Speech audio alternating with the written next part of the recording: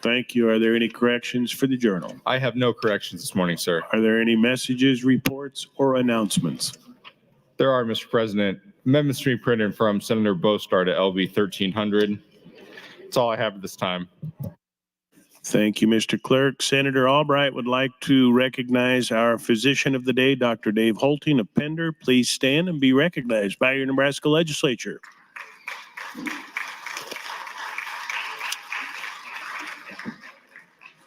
While the legislature is in session and capable of transacting business, I propose to sign and do hereby sign legislative resolutions 464, 465, 467, and 468. Mr. Clerk, please proceed to the first item on the agenda. Mr. President, select file Legislative Bill 1317. First of all, there are E&R amendments, Senator. Senator Ballard for motion. Mr. President, I move the E&R amendments to LB 1317 be adopted. Members, you've heard the motion to adopt the ER amendments. All those in favor say aye. All those opposed say nay. They are adopted. Mr. Clerk. Mr. President, Senator Erdman would move to bracket the bill until April 18th, 2024. Senator Erdman, you're recognized to open. Thank you, Mr. President.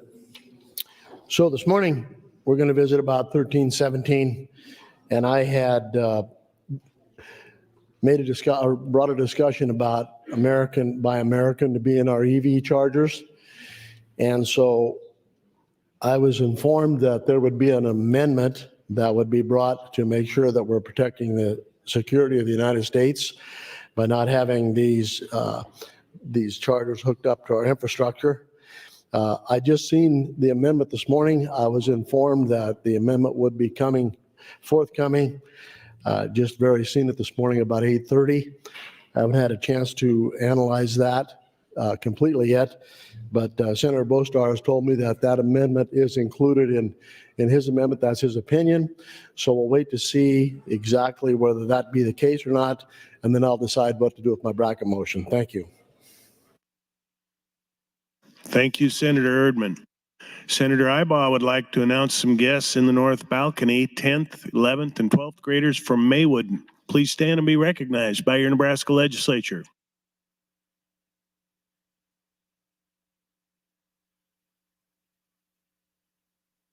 Senator Blood, you're recognized to speak.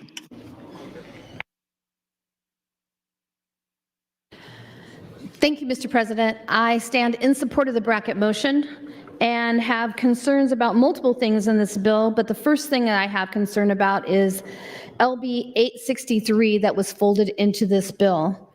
Although there was a lot of opposition and no proponents, the bill was still for some reason voted 8-0, and it was presented as a cleanup bill.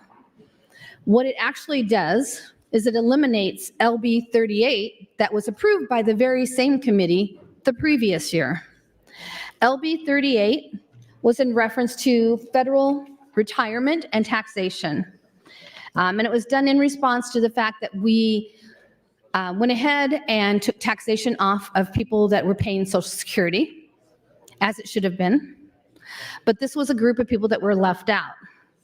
Now, I'm going to go back to transcripts. I'm going to talk a little bit more on this, just to kind of show you what this is really about and how it was received the first time. So in February 15th, the Revenue Committee in 2023 heard LB 38, which was my bill. And there were several people that were trying to resolve this issue. And the response after my introduction from Senator Linehan was, okay, and I don't write these transcripts, I'm reading them verbatim. I'm guessing this isn't quite what she said. Grammatically, not intent. I think the intent is correct. Okay, this is Senator Linehan. But my thought on this, and I appreciate very much Senator Blood bringing this bill, because this is actually more what I was trying to do and didn't do it right. The people who are really getting, I think, treated unfairly now is they don't get Social Security. They only get their federal retirement, so they're treating them very differently, and they're in the same age group. So that was the response to LB 38. LB 38 did pass out of revenue and moved forward, and then we were told over the summer that there was going to be a movement to eliminate the bill, and that did happen, and that was LB 863, and that was Senator Linehan's bill, and she calls it a cleanup bill. LB 38 was intended to address federal retirement income under the prior retirement systems, the Civil Service Retirement System,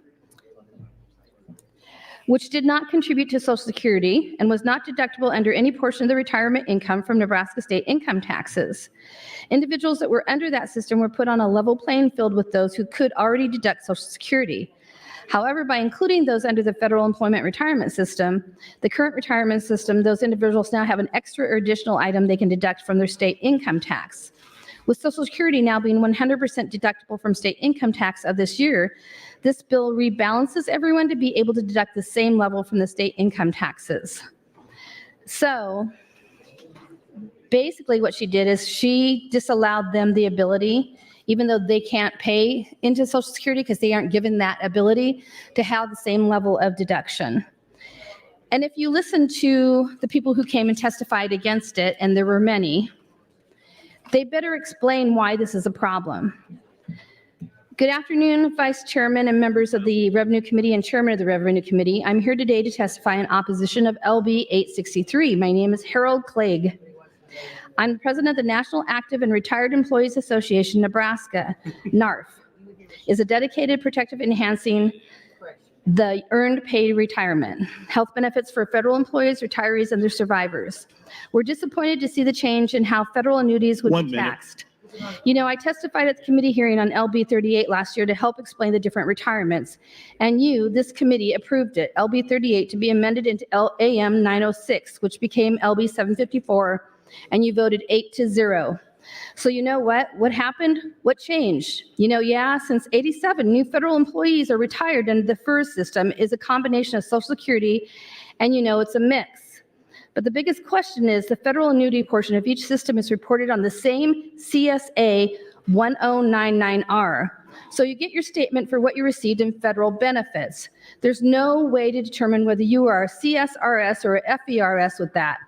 Also, to add to that, I looked this morning at the fiscal note, and the Department of Revenue says the fiscal note for this bill is 0. So it's not really fiscally revenue, it's not changing. You know, and the biggest thing we want to do is, you know, states of Iowa, Kansas, Oklahoma. Senator. Thank you, Mr. President. Thank you, Senator Blood. Senator DeBoer, you're recognized to speak. Thank you, Mr. President. I yield my time to Senator Blood. Senator Blood, you have 4 minutes, 52 seconds. Thank you, Mr. President, and thank you, Senator DeBoer. South Dakota, Wyoming don't tax federal annuities, both FERS and CSRSs. And what we're trying to do is, and I have a bunch of coworkers that have already left the state to go to a more tax-friendly state. Gosh, we hear that all the time about property taxes. I guess it just doesn't apply to everything. In fact, Iowa is even more friendly because they don't even tax Social Security or any of the IRAs or 401ks. So, you know, we pretty well want to try to keep the FERS annuity people here in the state. You know, you're not giving up much dollars, but if you have that spending dollars here to help buy products and pay taxes and keep the state of Nebraska robust, you know, so with that, I thank you for your time. If you have any questions. There's a long list of people who came and testified against this bill. And during LB 38, they explained why the bill, as was written, was a good bill. I want you to know that the number of federal retirees residing in Nebraska is approximately 13,980, and the total retired and active federal employees in Nebraska amounts to 28,193.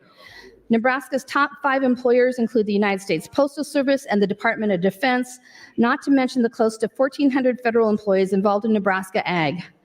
So federal employees constitute a huge backbone for services for Nebraska taxpayers.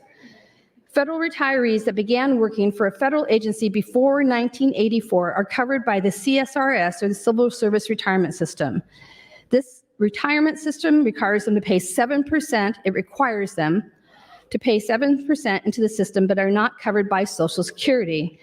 Those employees that started after 1984 are covered under the Federal Employees Retirement System. This includes a combination of federal annuities, Social Security, and a 401k type of plan. While Social Security taxes have been alleviated through LB 873, 100% of federal annuities still are subject to Nebraska income tax. These annuities currently average out to $2,317 per month for federal retirees. Again, our neighbor state, Iowa, had already passed legislation for tax exemption on federal annuities for federal retirees. In 2022, the IRA legislature eliminated state taxes on pensions beginning 2023 for those over 55 years of age, including federal annuities. Previously, LB 873 was passed to help with vital tax relief on Social Security, but for Nebraska to retain more retirees to remain in the state, we needed to include tax exemption for federal annuities. Increasingly, retirees continue to be attracted to move to more tax-friendly states like Florida and Texas, and Nebraska is falling behind, as many of you keep telling us when we talk about property taxes. As cost of living expenses are rising for the foreseeable future, Nebraska needs to adapt to keep retirees residing and contributing to our state. That was part of the introduction of LB 38. We explained what we were doing and how we were doing it. And it was met with praise by the committee. So what's changed? And that's what these retirees want to know, because we were bombarded with calls when this bill was dropped. They didn't understand how they could come and testify at a hearing and then be totally ignored the following year and have it be changed and be introduced as a cleanup bill.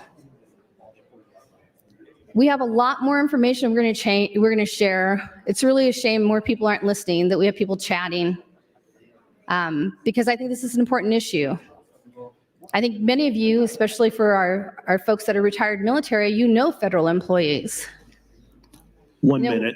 When we had a bill that pertained to taxation of military retirement, there was a demographic that was left out. And Senator Brewer was very open to allowing us to close that loophole to make sure that nobody was left behind. And that is what we did with LB 38. With that, I'll wait until my next time to talk further. Thank you, Mr. President. Thank you, Senator Blood. Senator Linehan, you are recognized to speak. Hey, Mr. President, and this wasn't exactly where I was planning on starting on this bill this morning, but I will address Senator Blood's concerns. So this is what happened. It was a mistake that happened. I had a bill, so I'm very familiar, personally familiar with the federal retirement system. I am a federal retiree. I, however, didn't start working for the federal government until 1997. So I never had an option to just be on the FERS. My option is I could contribute to a TSP, which it's tax deferred and the federal government matches it. So it's like 5% of your salary if you match it, up to 5% they'll match. And then you paid into Social Security, because in the 80s, the federal government tried to move away from a defined retirement plan because it was very expensive. So what the legislature, Congress did is what legislatures do, they split it. Half of your retirement was going to be Social Security, and they left half of it to FERS, federal retirement. But whereas FERS used to be under the old plan almost 80% of your salary, it's now considerably less than that. So when we passed Social Security exemption 2 years ago or 3 years ago now, the people who were on the old system, the old FERS system, came to me and complained that it wasn't fair because they never paid into Social Security, so they were getting left out of the boat. And I agreed. And I did a bill that said if you were on that old system and you didn't qualify for Social Security, we would in fact give you an exemption on the old, but it was only supposed to be for people who were on the old system. Now, many of those people are not with us anymore, but there were in the 80s when they did this plan, they gave the employees a choice. You can stay on the old plan or you can go to the new plan. I knew people that were young in the 80s, just starting out their career, that even then decided to stay on the old plan. So this was supposed to be a fix. It was not supposed to exempt my federal retirement. If that was what we were doing, I would have had to file a conflict. Senator Blood brought a bill. I thought it did the same thing. So I said, use Senator Blood's bill. Because, as we all know, when you're trying to get legislation passed in the legislature, the more people you can have in a package, the more likely you're going to get the votes. And then after we left last spring, I looked at it and I'm like, wait a minute, there's a mistake here. I talked to the fiscal office. I talked to a drafting. The language is very confusing because it's both FERS. Both the current bill is called FERS and the old is called FERS. So I talked to drafting. Yes, there might be a mistake. I talked to fiscal. Yes, there might be a mistake. And then it took me like 30 days. And I think I called Charles, who's on the Revenue Committee staff. And I said, get them all in a room. We have a problem here. Because the fiscal note only said it would be around $2 million a year. $2 million. And I knew that couldn't be right. If you're going to take all federal retirees, as Senator Blood has said, the post office, USDA, any civilians that offer it, and you're going to take, it's going to be a lot more than 2 million. Yes, as a matter of fact, it'd be about 14 million.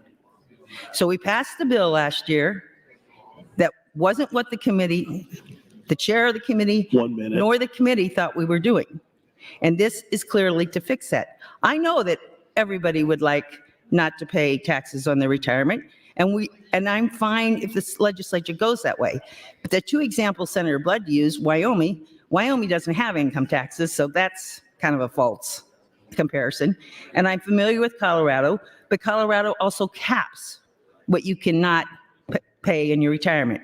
And I think if Nebraska decides that you're going to do more, whether it's FERS or any of the other retirement systems we have in the state, you're going to have to come up with a cap. Because you could be having people, if I'm in the military and then I'm a federal employee and then I'm on Social Security, you can imagine we're getting pretty large incomes here. So most of the states, and I think this might be the way to go, you pay, I think in Colorado it's $38,000 of retirement income you don't pay taxes on.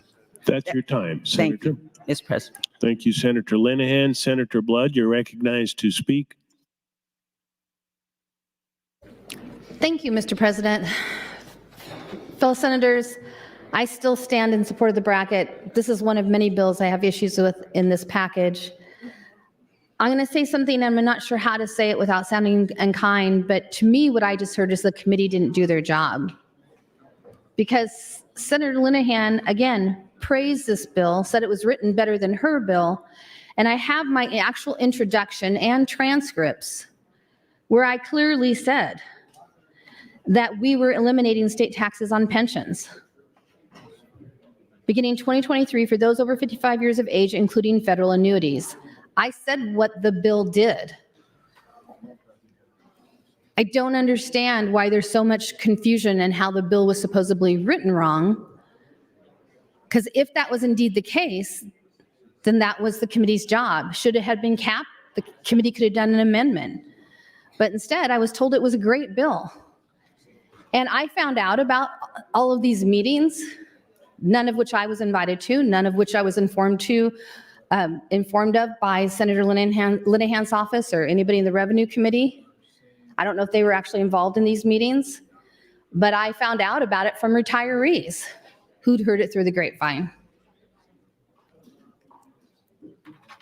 Sinking a bill because the committee didn't do their job when it was clear what the bill did, now saying that the bill was written in a wonky way that was really confusing, when again, that was not the response on the day of the hearing, seems wrong. It also seems counterproductive to this constant message that you guys are always saying, retirees are leaving the state, they're overtaxed. People aren't going to move to our state, they're overtaxed. I guess it really just depends on who you want to tax. You know, I know we're going to get on to 388 soon, and we're going to talk about why we shouldn't do 100% tax on hemp. I'm really confused by the messaging that I'm hearing. And I can kind of guess how this is probably going to go, because there's been a lot of people digging in their heels and not really listening to debate on the floor. But shame on us. Shame on us for passing a bill that had a public hearing, that had a long list of proponents. Shame on us for not listening to the opponents the second time around and not fixing it. If you wanted a cap, Why didn't you put a cap on in an amendment in the committee? If the fiscal note looked wrong, why didn't we address that before it hit the floor? I don't understand why we would pass something and then act like it was a huge mistake, unless, of course, a committee didn't do their job. Which, again, I don't like saying on the mic, but I am puzzled. And when I named off states, I named off states that were in somebody else's testimony. So I'm not the one saying the state, Senator Linehan, just so you know. So here's another retired federal employee. He worked for the USDA Natural Resources Conservative Service for more than 15 years. During his career, he provided assistance to farmers and ranchers, natural resource districts. His wife and he moved their 2 young children to begin a career in the USDA. He's a proud federal service person and a participant in the federal employees retirement system. 1 minute. The federal annuity, Social Security, and the thrift savings plan, which is like a typical 401k type of plan. As you know, the legislature passed 873 in 2022 to help protect the retirement income of our senior citizens by eliminating the state taxes on Social Security benefits. Last year, the legislature passed LB 754 to also eliminate state taxes on federal annuity benefits for employees in both the older civil services retirement system and the newer federal employment retirement system. However, to our surprise, LB 863 has been introduced this year to eliminate the tax exemption for the FERS, our retirees. And I believe the annuity payment to federal retirement should be treated the same, whether a FERS annuity or for a CSRS annuity. The 1099 issued to retirees does not specify if the annuity were earned under the FERS system or the CSRS system. Several nearby states do not tax federal annuities. I won't name out the states because one of them is apparently wrong. So speaking for myself and for the other federal retirees from across the state. That's your time, Senator. Thank you, Senator Blood. Senator Michaela Cavanaugh, you're recognized to speak. Thank you, Mr. President. Good morning, colleagues. Hope everyone had a good night. Have a busy day ahead of us. So I have a lot of questions about LB 1317 itself. And I'm listening to this conversation between Senator Blood and Senator Linehan, which was not an area that I had questions about, but now I do have questions about. And I'm looking at the fiscal note for LB 863, and it looks like it has increased revenue. Would Senator Blood yield to a question? Senator Blood, would you yield? Yes. Thank you, Senator Blood. So if I'm understanding this correctly, Senator Blood stands behind me, and so I don't know which direction to look. Hi. Hi. If I understand this correctly, that this bill amended into the current bill, 1317, it generates revenue, meaning we stop spending money, basically? Is it can't generate revenue, it's cutting an expense, right? Tell me what it does. So I would compare it to when we eliminated taxation on Social Security. Okay. Because as you've heard, there's a combination of ways that they choose to utilize retirement. They can choose Social Security and they can choose 401k. They have a list of 4 or 5 things they can choose from. And because they aren't just Social Security, many states see it as an item that should not be taxed. And federal employees felt that because they had to do like an either or and they can just do Social Security, that they wanted that ability to not be taxed. And it seemed fair and it seemed right. Okay. So by eliminating that exemption of taxing them, that's where the revenue comes in because we're now collecting that tax. Right. Okay. Right. I see. So we make money by not taxing them on those annuities. we make money by taxing them. Right. Okay. And last year we passed a bill to not tax them. Right. So our budget that we've been operating on for this year took that into account. I would assume so. That's something, to be really frank, I have not followed up on. Presumably. So, okay. Thank you. I appreciate it. There's quite a bit in this bill, and so I would encourage you colleagues to take a look this morning at it. And I'm just looking at this one particular one. I know we talked about this, I believe we talked about this on Select File. At this point, these things are kind of running together. I don't know about for all of you, but for me, they are starting to run together. A lot of different tax packages out there. So I am confused, and I did hear Senator Blood mention this, that this particular bill was added to the committee amendment, even though it only had opponents. And I went and looked online to the online comments, and it also only had opponents, no neutral and no proponents. So I do find it sort of, I guess, unsettling that we would make this change, because we need to be providing some level of stability in our policy making. And much like last night, we passed 1 minute. legislation, and then the next year we change our mind and pass new legislation, and the people whose lives it impacts have no stability. And the same thing happened with 1402 last night, and it'll be here again tonight, is that we passed a bill, you passed a bill last year, and the people organized a petition. They got the signatures from the people in all of our communities, and it's going on the ballot. And so to circumvent that, you all moved forward a bill that will essentially take away the people's right to vote on their own taxes. And this bill, LB 863, has kind of a similar theme. We're taking away a tax break that we gave That's last your year. time, Senator. Thank you, Mr. President. Thank you, Senator Kavanaugh. Senator Conrad, you are recognized to speak. Thank you, Mr. President, and good morning, colleagues. I appreciate the dialogue happening between Senator Blood and Senator Linehan to learn more about the component that she's concerned about that impacts a lot of folks in her district and then others similarly situated across the state. But one thing I wanted to set is perhaps a broader global note at the outset of this 58th day in our legislative session, and looking at what is a robust, jam-packed agenda.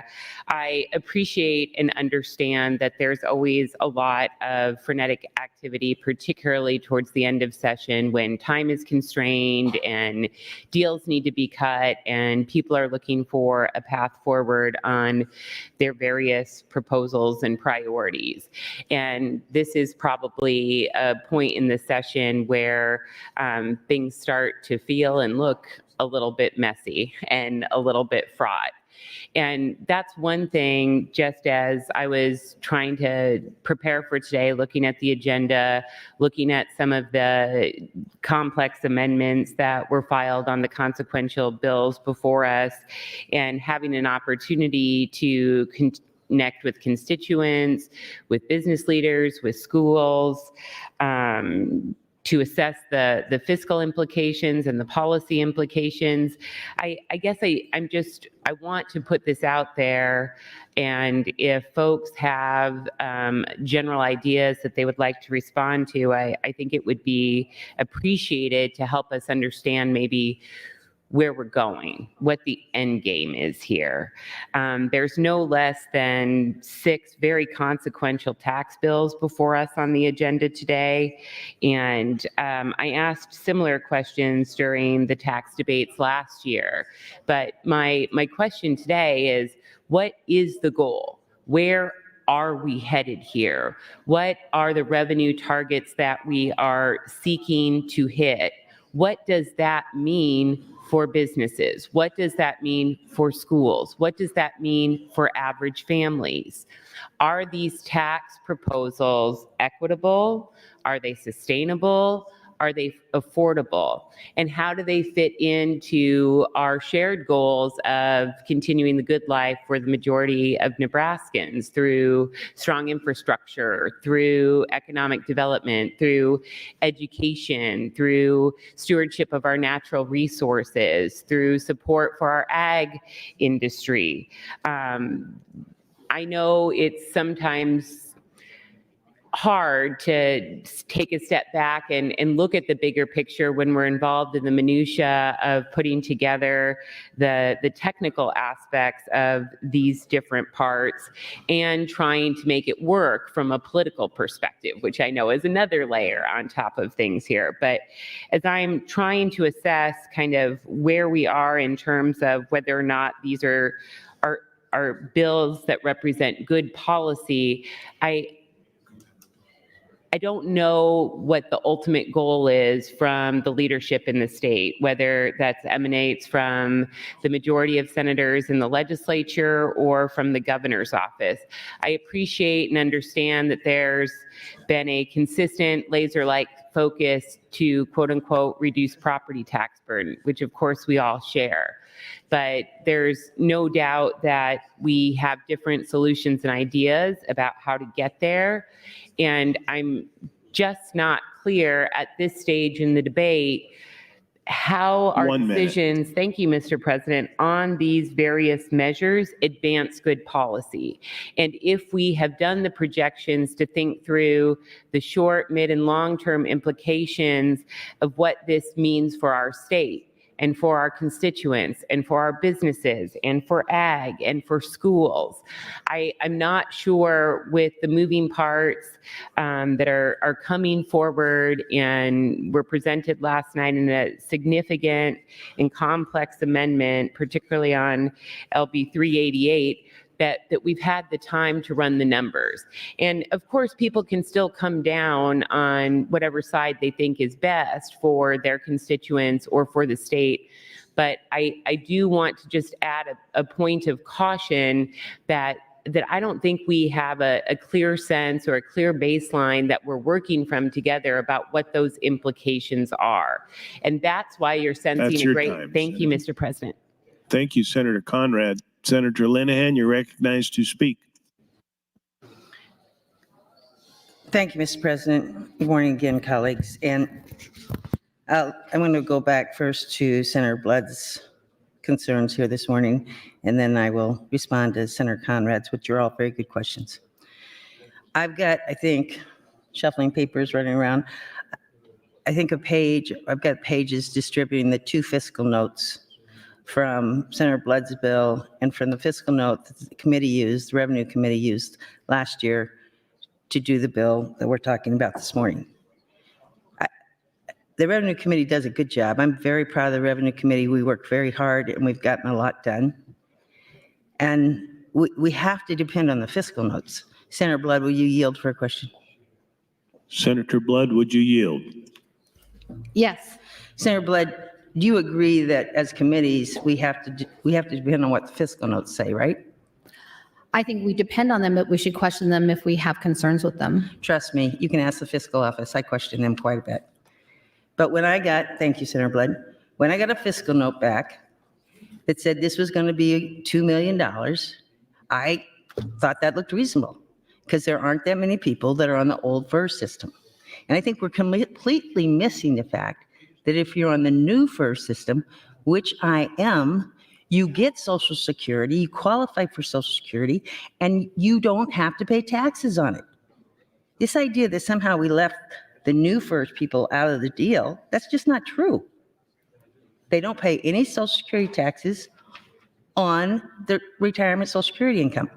In addition, if some of them, which I'm guessing more than a few, are former military, they're not paying any retirement on their military pay.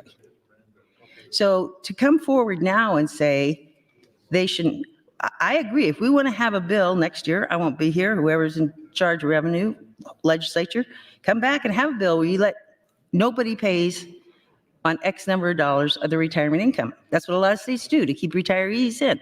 I think that's a good plan, but that's not what we were doing last year. What we were trying to do was play fair with people who didn't pay into Social Security, they paid into FERS, and they were getting left out. Now, if the committee had gotten an accurate fiscal note, which said that this was going to cost $12 million a year, we would not have put it in the package. I remember, yes, last year, we said, 2 years ago, whatever year we do, every year, the revenue committee puts together packages. We bring them to the floor. They all cost too much. I said this at the beginning of the year. And then we get the fiscal notes back and we adjust them. And all the bills are going to be up to date. We adjust it. To Senator Conrad's concerns, which are very legitimate, how does this fit into the big package? The budget comes out first. It always has to go first. So we know what we're going to spend. And then we know what revenues we haven't spent. And that's where we look for if we can do anything on reducing taxes. That's what we did last year. That's what we're doing this year. That's what we've done every year. I've been chair of the Revenue Committee, and I am in meetings with Senator Clemens. And Senator Clemens is very good about telling me that we are over the top. We can't do that. You have to cut back. And then when Senator Clemens gets done telling me that, I get called to the administration. And Lee Will tells me, you're over the top. You can't do that. You have to narrow it down. And then we try to get back to individual senators. We don't always do a great job of that, especially in a short session, guys. It's very hard. And I'm going to say this. It's really hard when you're not on the floor. Like when people come up to me and say, well, you didn't talk to me. I can't talk to you if you're not here. So this is not, we didn't make a mistake. I've got staff looking up the transcript of what we passed last year, and I'm absolutely certain I stood on the floor and said what we were doing, and it was to take care of the people that were only on FERS. I did not stand here and say we're going to include all FER retirees. That is not what I said. That's not what was said in the hearings. So if we're going to look back at the legislative record about what we said on the floor, that's what we said. This was take care of people who weren't on Social Security, did not have a Social Security. I find it really ironic this morning I'm standing up and defending not cutting taxes, because that's where I find myself. We can't ignore fiscal notes, and I can't write, the Revenue Committee can't write legislation that we don't have right fiscal notes for.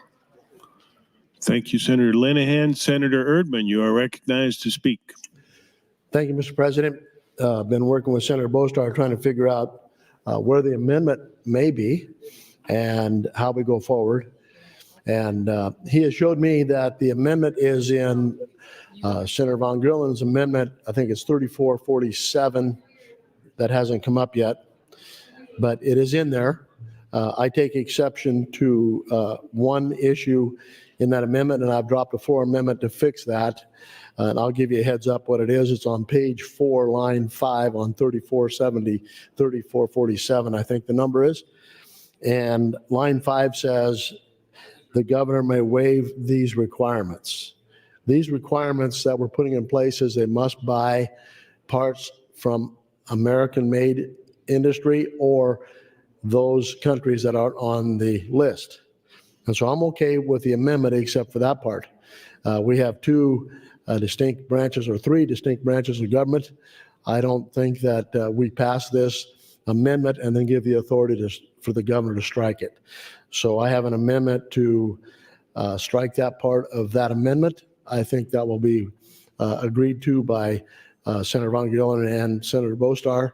And my intention is not to hold up this bill, but my intention is to get what we need to have in here to protect us, the United States as well as Nebraska. So I will continue the discussion. I don't plan on taking this bracket motion for the full 4 hours, but I have a recommit motion that I may drop in if we don't seem to be getting to it. So I'd like to withdraw this motion so we can get to the amendments and have a discussion about that. Thank you. Thank you, Senator Erdman.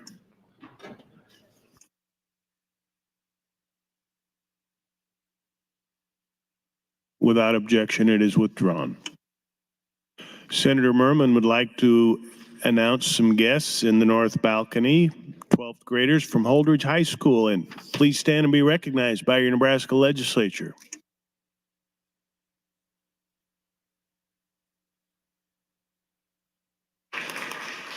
Senator Blood, you're recognized to speak, and this is your third time on the motion. Thank you, Mr. President. Fellow senators, I am still going to talk a little bit about some of the opposition. This is a Steve Masterson. He was unable to tell us who he works for, which usually means he works for a federal office that he's not allowed to say where he works. But he says, I've already paid tax on my portion of the first contribution. So in a sense, I'm being double taxed. Roth IRAs, we pay the citizens to pay the tax ahead of the time, and they don't get taxed when they take the money out. And I think, so in a sense, I think I'm being double taxed. And I don't, sorry, this is how the transcripts are written, so I apologize. I also, like other folks have said, I don't know why FERS employees are being taxed and not CSRS, or I think the military is also not being taxed. And something else, I kind of tried to look up some facts. And what I learned from the IRS is that Nebraska pays 6 in 2019, paid 0.6% of the federal revenue. Yet they're kind of claiming 100% of the ability to tax me, which if that makes any sense, it doesn't. I don't think that makes sense. And the other thing I learned is that Nebraska receives about 64 cents back from the federal government for every dollar paid in. But I'm just asking you not to try and have me make up the difference. Find some other way of getting tax revenue back to our state. And I wanted to thank Senator Linehan. Is she here? Thanks for trying to reduce taxes. I just want to ask you to not do it in this method. And that's all I have to say. Thank you. In both hearings, it was clear what we were trying to eliminate taxation-wise. It was said clearly in my introduction.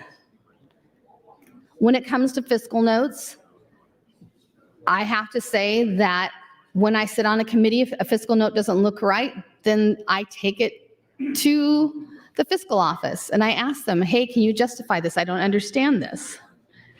We may have thousands of federal employees, but how many of them are actually retired? And I thought that that's what the fiscal note was based on, as did obviously members of the committee. This is the second time this year that we've tried to supersede a previous bill or a previous action. I don't understand that type of legislation. I don't understand why we can't stick to our word.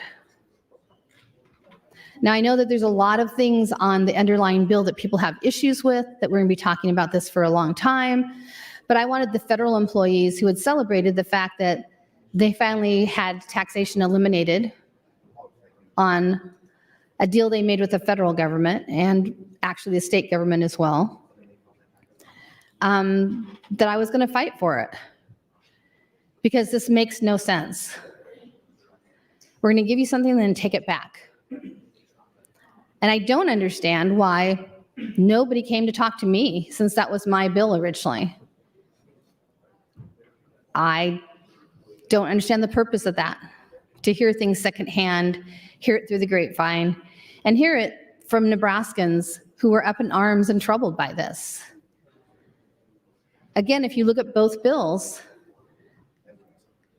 there was no opposition the first time and lots of proponents, plenty of opposition the second time and no proponents, but yet still voted out 8-0. If there's confusion, that should have been resolved last year. Instead of, oh no, we panicked, we did something wrong. 1 minute. I don't think we did anything wrong. What we did was we provided tax relief, which we talk about on this floor all the time, to our federal employees. And a very small percentage of the retirement is Social Security. So I purposely don't comprehend what happened. I don't know if this is good government, but I wanted to put on record that I was fighting for these people who we are now taking something away from. Thank you, Mr. President. Thank you, Senator Blood. Mr. Clerk, for items.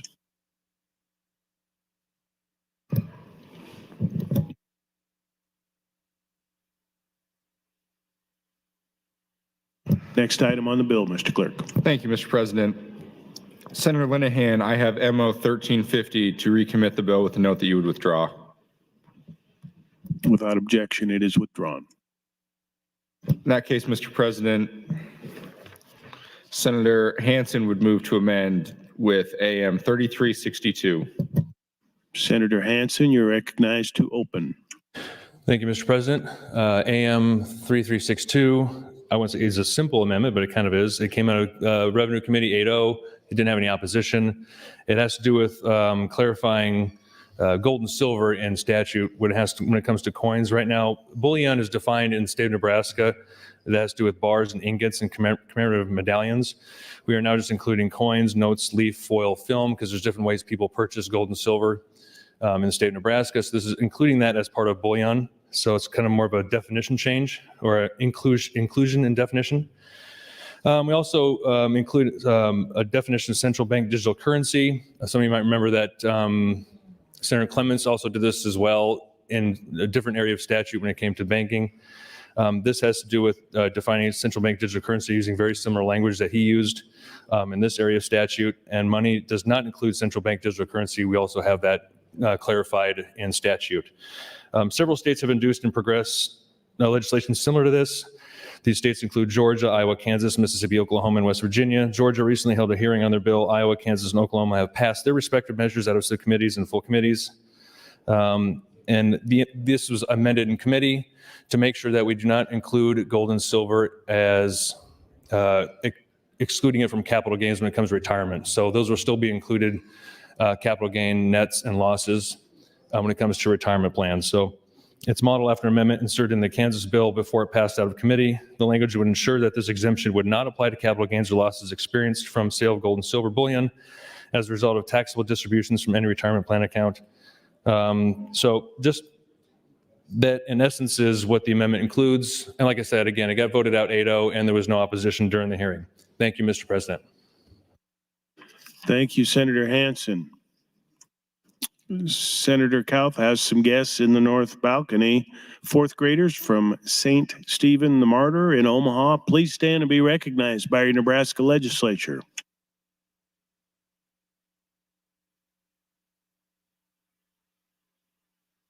Senator Michaela Cavanaugh, you're recognized to speak. Thank you, Mr. President. I think I rise in support of AM 3362.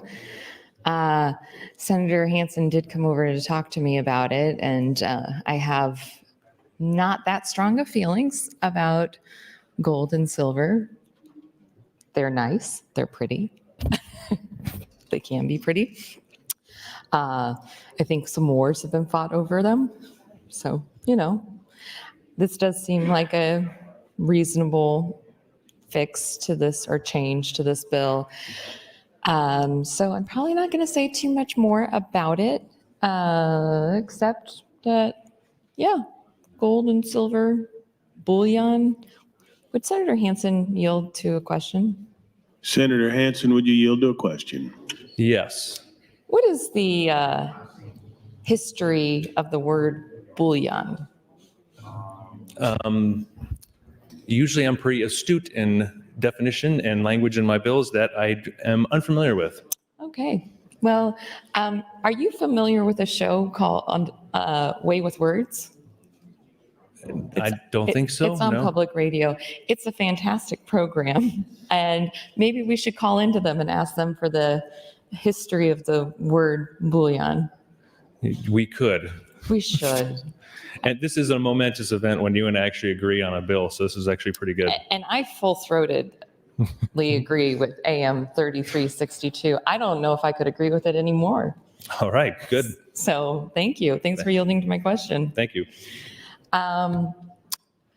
Okay, well, I see other people in the queue, so I'm going to get out. I was in the queue on the last motion, so I wasn't intending to speak on this amendment. But since Senator Hansen so graciously came over to explain it to me, I thought I would speak on my support. Thank you, Mr. President. Thank you, Senator Cavanaugh. Senator Conrad, you're recognized to speak. Thank you, Mr. President. Again, good morning, colleagues. And I really want to thank members of the Revenue Committee for their candor and openness in helping those of us on the floor who did not have the benefit of sitting through the public hearings and hashing out some of these issues in executive sessions to kind of get up to speed about where we are, where we were, where we are now, and kind of what the plan is moving forward. And one particular issue that I wanted to raise in regards to LB 1317 that I have had the chance to talk with Revenue Committee members about, and I know they have a great deal of detail to bring forward to help illuminate some of these issues for the body. I think Senator Bostar has punched in. I've had a chance to talk to Senator Dungin, and I know that Senator Von Gillerin also has substantive amendments to address some of these issues. But there has been a lot of media attention and a lot of outreach from different parties in relation to some of the big thinking around developing amusements, developing shopping districts, youth sports districts, recreation districts, good life districts, so to speak, and trying to figure out what that means for discrete projects that are well known and are out there, and kind of what the current law is being utilized or contemplated for other communities. So in a very simplistic understanding of the landscape, it seems that the existing law related to the Good Life projects needs to be addressed, needs to be reformed, needs to be updated to take into account some unintended consequences, but trying to get a better understanding of how parties were acting in reliance to existing law, how these changes will change behavior for some of those projects that are out there, and just really trying to get a clearer understanding about some of the technical aspects of the components related to Good Life districts in 1317. I know just reading media reports and having a chance to briefly examine some of the committee hearings in revenue on these issues, that there were significant questions raised about constitutionality, about legality. There seemed to be a great deal of disagreement amongst landowners in some of the impacted communities, and I'm just trying to understand if perhaps some of those questions and concerns have been addressed. It's my general understanding that Senator Von Gillerin has been deeply involved in those negotiations and has substantive amendments pending to try and help us get a better understanding about those discrete issues, perhaps close some loopholes or unintended consequences that all parties seem to agree need to happen with the Good Life policies, and then maybe can help us understand how that tax policy would work moving forward. So I wanted to lift those seriously and substantively on the record. And I know that I'm getting a lot of questions from constituents and stakeholders that are talking about, how does this project work? What does that mean for the state as a whole? Is there a special tax preference or treatment there? Thank you, Mr. President. That's available to other communities. And if not, why not? Just really trying to sort out the nuts and bolts of some of those questions before even deciding, whether to give a thumbs up or a thumbs down or a green or a red. They're serious substantive questions that I appreciate additional dialogue on. Thank you, Mr. President. Thank you, Senator Conrad. Senator Linehan, you're recognized to speak.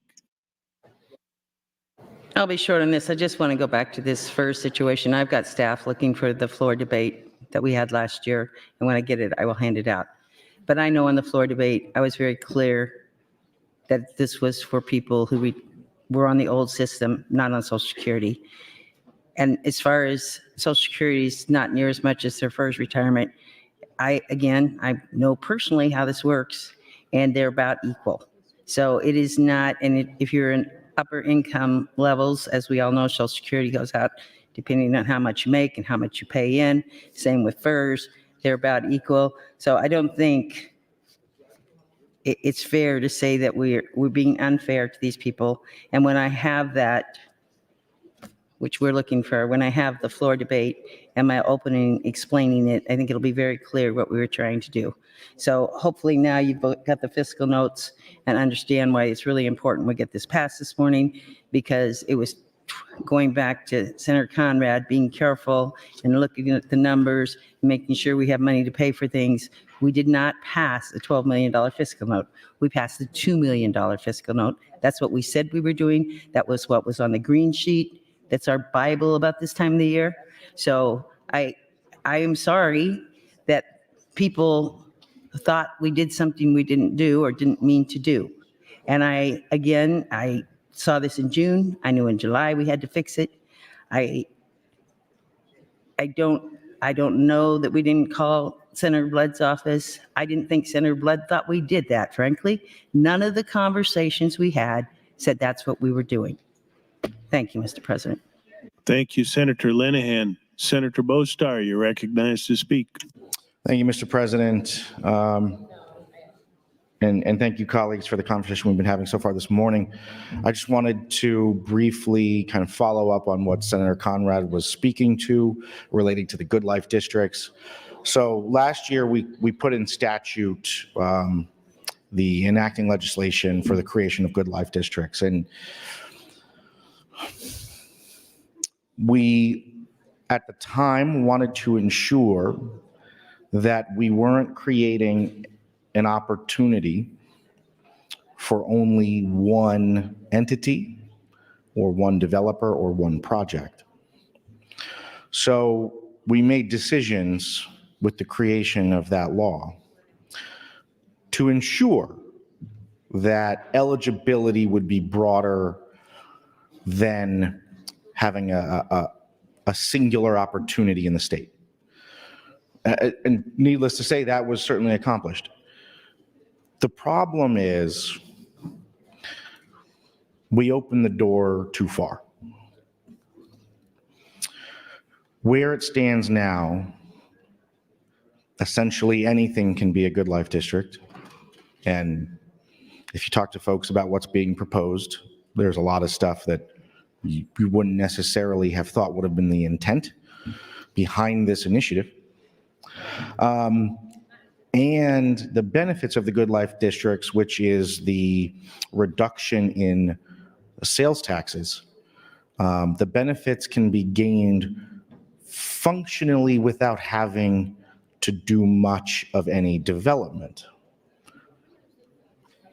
And so this is a significant problem. So the current statute,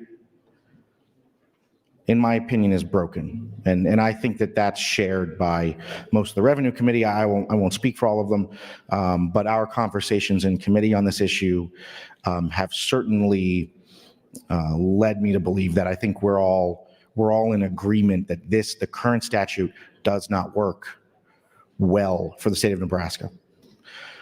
So we need to make these changes. If we don't, we are worse off. I understand people have questions and concerns about Good Life districts, and I share them. And the committee has been working to actually bring in some real guardrails, bring in some controls, and trying to get a handle on this before, frankly, things spin even further out of control. We've been doing work partnering with other senators. Senator Wayne had a bill on the floor where we initially put in a 3 Good Life district cap. Because of outside pressure, that had to be increased to 5. But I want to make sure that folks have an understanding of where at least the revenue committee is coming from as it approaches this conversation around Good Life districts, which is we need better controls, we need better restrictions. Everything shouldn't be a Good Life district. And the legislation in LB 1317, at the very least, is a step in the right direction of adding some of those controls in place. Thank you, Mr. President. Thank you, Senator Bostar. Senator Clemens, you're recognized to speak. Thank you, Mr. President. I would like to discuss this Senator Hansen's proposal. Would he yield to some questions? Senator Hansen, would you yield? Yes. Senator Hansen, was this a bill that you brought, this amendment, as part of a bill? Yes. What bill number was that? I have it in front of me. Hey, Ellie. What bill number? Well, while they get that to you, 1305. okay. And was it voted out of committee? Yes, that they amended it in committee to make sure that capital gains from retirement was not included as part of this. So retirement, if people ever buy gold and silver as part of a retirement plan, will still be subject to capital gains net losses. That was the amended version that came out of committee. It came out 8-0, and the bill had no opposition during the hearing. And I thought we were not adding bills to other bills on the floor at this time. Have you gotten approval to do this? Yeah, I did actually do this prior to that announcement, and I put it on select file, so it was a while ago. All right. Well, let's discuss what the bill is really doing. I see that you're defining bullion to add coins. Let's just talk about coins. And that's gold coins and silver coins, or just gold coins? Gold and silver, from my understanding.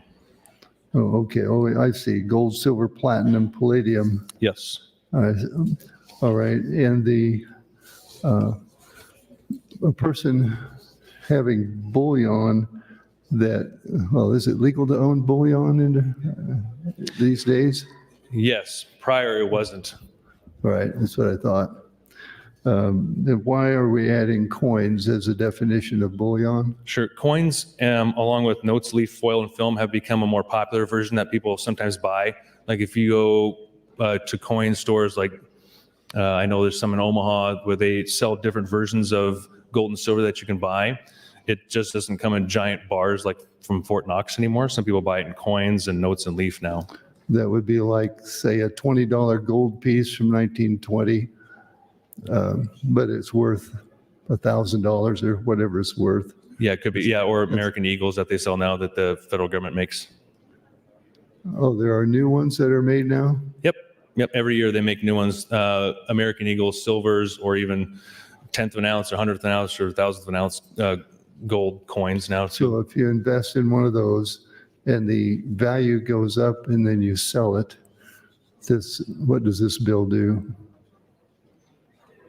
It's more defining what bullion is. Well, but this bill is going to exempt the capital gain on that. Is that right? Not in retirement. Well, Because no, once it's classified as this is digital, just once it's classified as currency, yes. If it's a personal investment, then I see where it said that it's going to be deducted from your federal adjusted gross income. So you'd pay federal capital gains tax, but this would exempt the state capital gain. Is that right? Correct. And could you again tell me the reason for that? Because now the coins anywhere are just going to be classified as currency. And so currency in the state of Nebraska, and I don't know where anywhere else, is not taxable. And we passed sales and use tax exemptions on gold and silver years ago. And so Right. that was already, gold and silver bullion is already not subject to sales and use tax. 1 minute. All right. Well, very good. Thank you, Senator Hansen. Thank you, Mr. President. Thank you, Senator Hansen and Clemens. Senator Conrad, you're recognized to speak.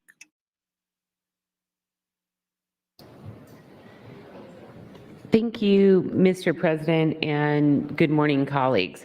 Again, I really want to thank my friend, Senator Von Gilleren, for taking time to help me learn more about the negotiations around the good life components of this measure and get up to speed on his great work to try and update the framework for this idea and balance the competing interests and ideas that are out there from the business community, from local governments, and trying to make sure that it's good policy.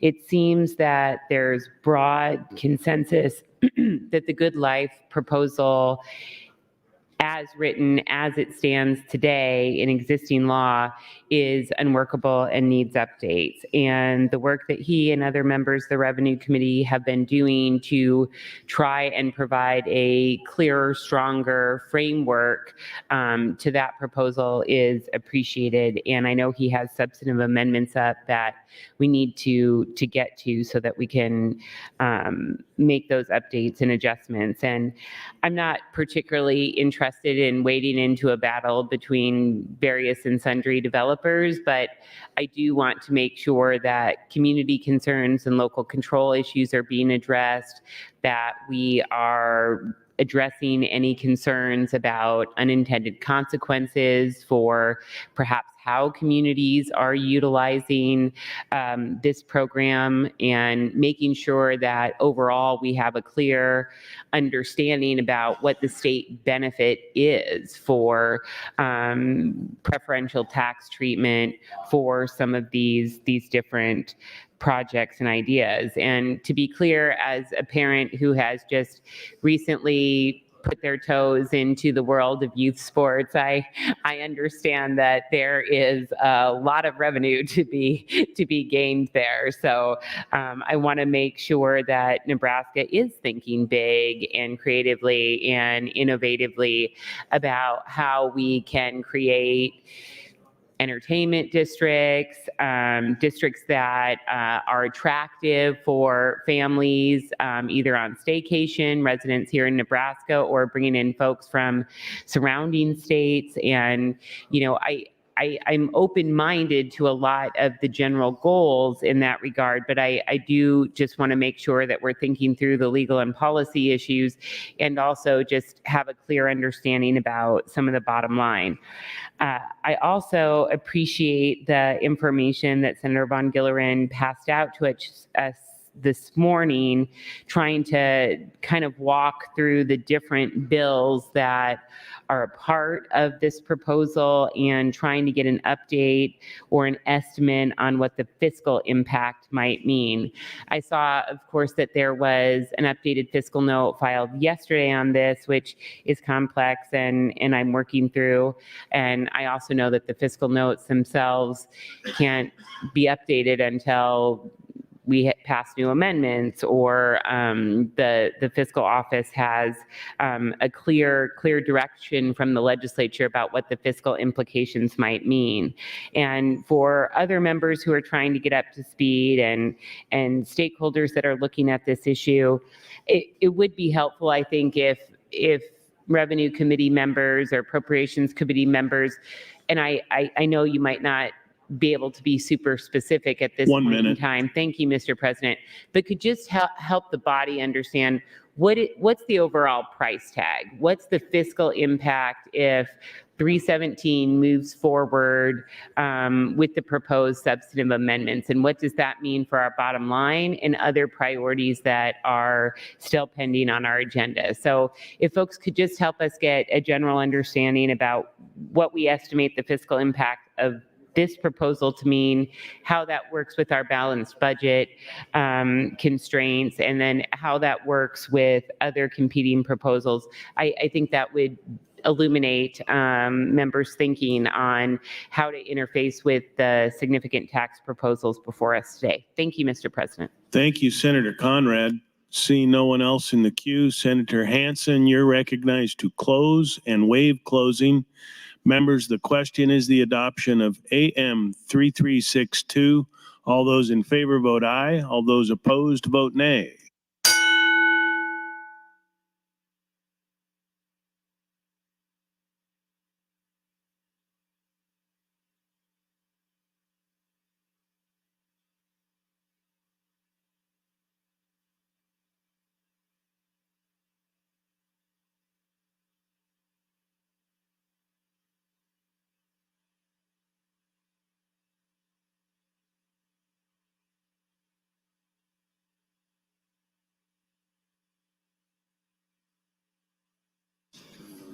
Record, Mr. Clerk.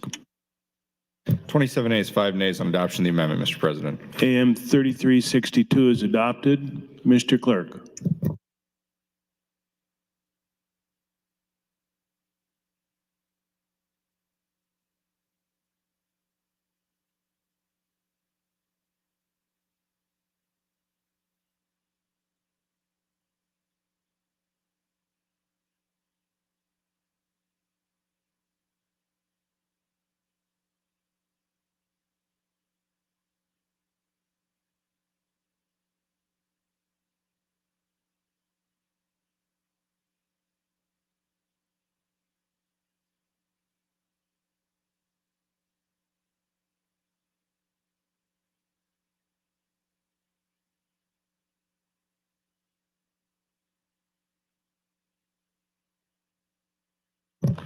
Mr. President, next up, Senator Michaela Cavanaugh would move to amend with FA 426.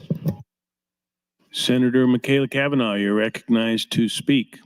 Well, I didn't know I had an amendment coming up. I thought I was further down. Well, let's see what this amendment does. Oh, I can ask the clerk. Mr. Clerk, what is FA 426? Senator, FA 426 would strike Section 2 of LB 1317. Okay. Thank you, Mr. Clerk. Strike Section 2. Well, let's just see what Section 2 is of 1317. And if we want to do that, I'm looking at so this is the thing, you have to look at the committee amendment because we adopted the committee amendment and we're on select file. So there we go. Section 2, the legislature finds that there is a high degree of competition among states and municipalities in our nation in their efforts to provide incentives for businesses to expand or locate in their respective jurisdictions. And municipalities in Nebraska are unable to effectively assist the development within good life districts formed pursuant to the Good Life Transformation Projects Act because their inability under Nebraska law to raise sufficient capital to replace the state sales tax, which is reduced when a good life district is established. Without an efficiency replacement, replacement, I'm not sure what that word is, replacement of such sales tax with local sources of revenue, development within good life districts will fall short of reaching the full potential intended by the legislature when it is enacted the Good Life Transformational Projects Act, resulting in lower sales tax revenues for the state to prevent such diminished revenues for the state and to promote economic development where good life districts exist. Local sources of revenue must be established, which are tailored to meet the needs of the local community and benefit the state if the voters in the municipality determine that it is in the best interest of their community to do so. Okay, I'm sure I had a wonderful reason that I wanted to strike that language. I currently cannot recall what that was. So I'm going to withdraw my amendment. Thank you, Mr. President. So ordered. On the amendment is withdrawn. Mr. President, I have AM 3427 from Senator Von Gillen with a note that he would wish to withdraw. So ordered. In that case, Mr. President, Senator Michaela Cavanaugh would move to amend with FA 427. Senator Dungan would like to announce some guests in the north balcony, ninth graders from Northeast High School in Lincoln. Please stand and be recognized by your Nebraska Legislature.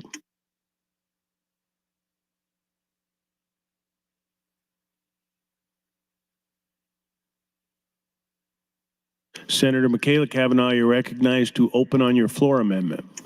Thank you, Mr. President. Mr. Clerk, what is my floor amendment? Senator, FA 427 would strike Section 1 of LB 1317. Thank you, Mr. Clerk. Strike section 1. That makes more sense. I probably should have filed that one first before the last one, because that is sections 1 to 23 of this act shall be known and may be cited as the Good Life District Economic Development Act. I don't think I need to spend time on that, so I will withdraw. Thank you, Mr. President. So ordered. It is withdrawn. Mr. Clerk. Mr. President, Senator Bostar would move to amend with FA 429. Senator Bostar, you are recognized to open on the floor amendment. Thank you, Mr. President. Thank you, colleagues. FA 429 represents the amendment that creates a compromise and satisfies the oppositional parties on the electric vehicle legislation contained within LB 1317. If you recall from general file, we had a spirited debate regarding the provisions related to the first right of refusal that the private sector maintained over public power within the draft language of the bill. What the amendment would do that satisfies everyone, I won't say makes everyone happy, but removes opposition from all parties, would place a sunset on the first right of refusal after 3 years, and then any projects that had been developed or in construction up to that point would get a 10-mile buffer around it that would prevent the development from public power in those cases, but that would be it. After those 3 years, what hadn't been developed would be fair game for all parties to develop as they saw fit. So this addresses those concerns. It solves those problems. It's, I think, generally what we like to see.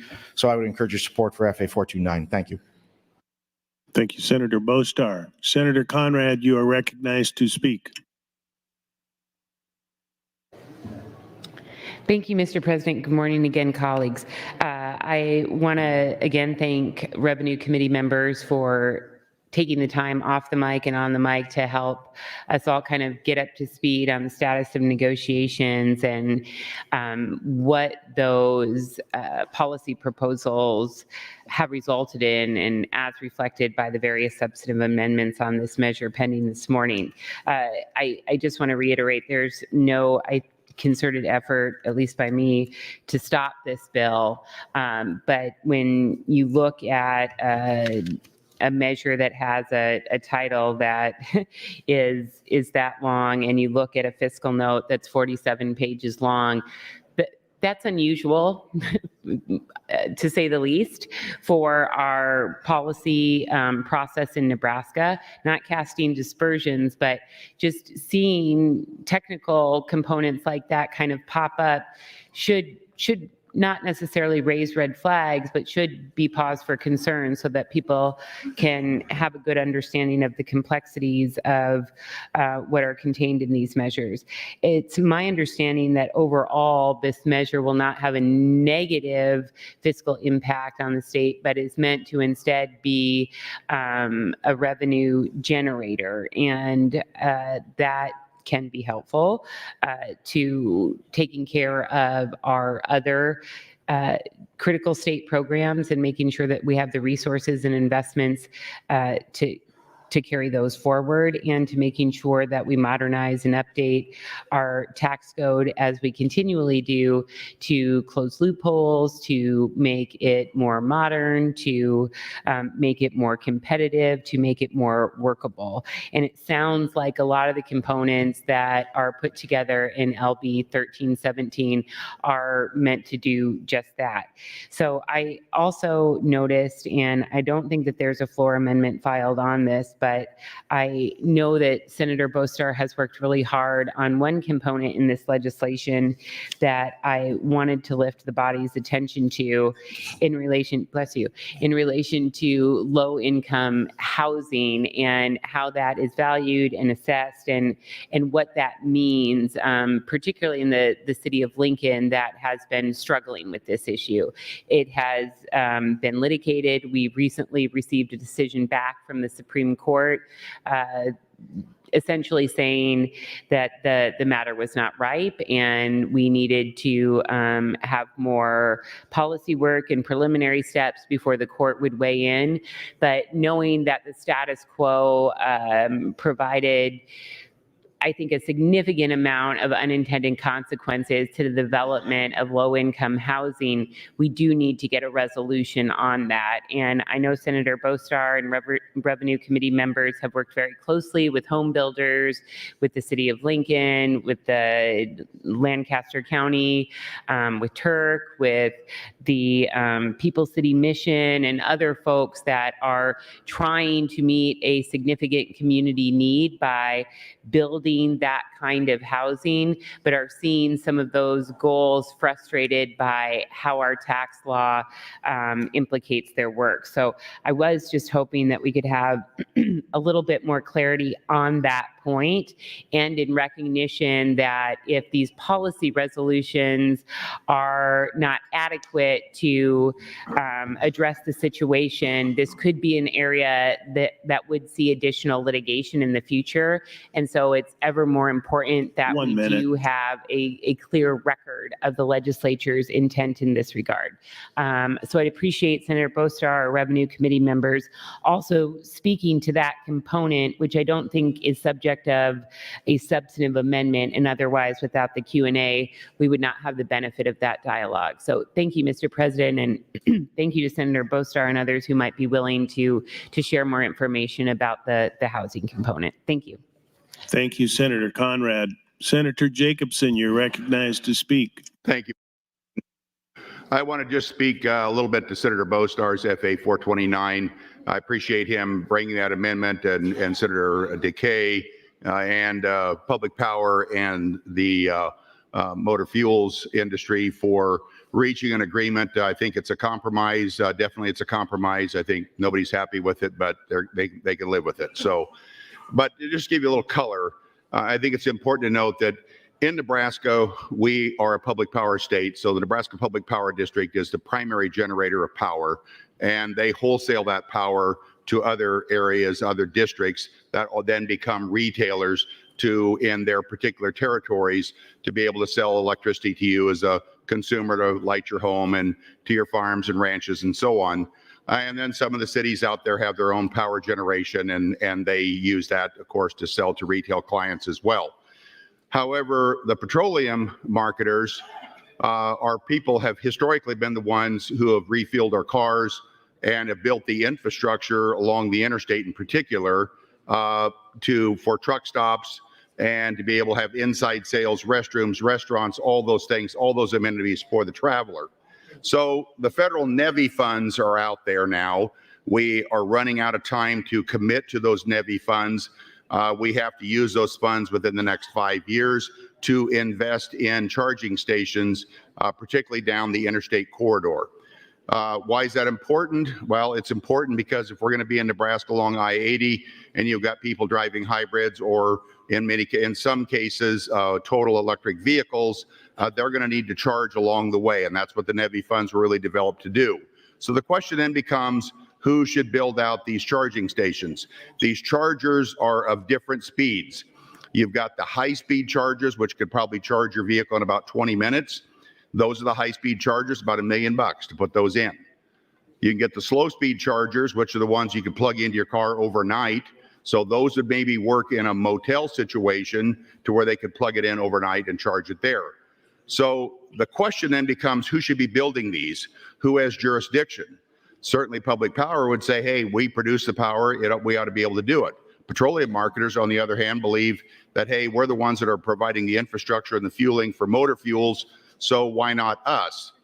But whoever does it, we need somebody to do it, and we need to be able to utilize the NEVI funds now to be able to drive that cost down. And when you start looking at where electric cars are right now and where our electric generation is at, or capacity, there are some issues.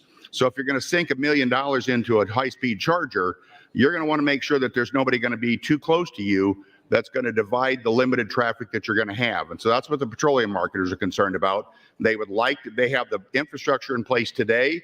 They would be the right ones to build them on the interstate. But yet at the same time, they want to make sure that this is going to work for them. Public Power wants to be able to sell the power, and they want to make sure that these stations get built. So this was the compromise with the 3-year right of first refusal, to where Public Power decides they want to put one somewhere, the petroleum marketers have the right of first refusal to put one in. That goes in place for 3 years. Also, if you put one in, you're protected within a 10-mile radius of someone else, or Public Power in particular, coming in and building another one, because that could take away from what you're doing. We also want to be cognizant of the fact that you could use ratepayers' funds to be able to subsidize Public Power, where the motor fuels people would have to rely upon profits within their inside sales restaurants and so on. So we think that, in my mind, the motor fuels industry is in better position to take care of this and to place these chargers in the stations if we're talking about the high-speed units. 1 minute. So thank you, Mr. President. So with that in mind, we'd like to be able to see this work for them, but they want some time to get this started, and they want some protection on the back end. So I think that's what this has done. Again, I don't know that everybody's thrilled with the agreement, but I think they're certainly satisfied. So I appreciate Senator Bostar and Senator Decay working with them to get something worked out. Thank you, Mr. President. Thank you, Senator Jacobson. Senator Erdman, you are recognized to speak. Thank you, Mr. President. I'm going to use a line from Senator Jacobson. I'm going to be brief.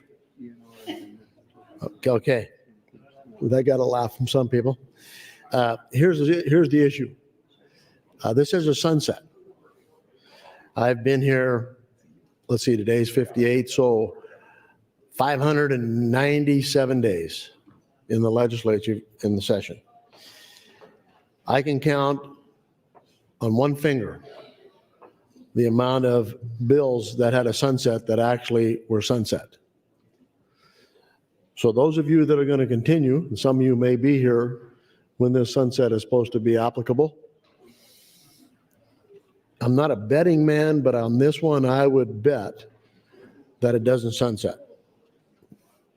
So just be aware, whoever agreed to the 3-year sunset, Public Power, whoever it was, you better have your ducks in a row in 27, or whenever the sunset is supposed to happen, that it does actually happen. Because if I'm still around, notify me that I was wrong, but I doubt that this will sunset. I understand what Senator Jacobson said. It's an agreement reached, and I have to believe that to be the case. And so I will advance to move this so we can get to the other amendments. Thank you. Thank you, Senator Erdman. Senator Linehan would like to announce some guests in the south balcony. 4th graders from West Ridge Elementary in Elkhorn. Please stand and be recognized by your Nebraska Legislature.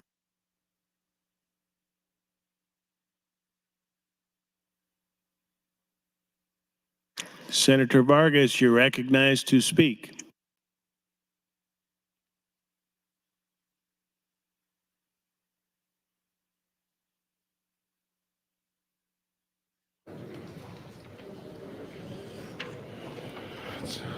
Thank you very much. It's a miracle I heard that out there, actually. I wanted to rise in support of a couple of different bills that were part of this for good reasons. So one, thanking Senator Bostar for his work on the broadband exemption within the qualified census tracts.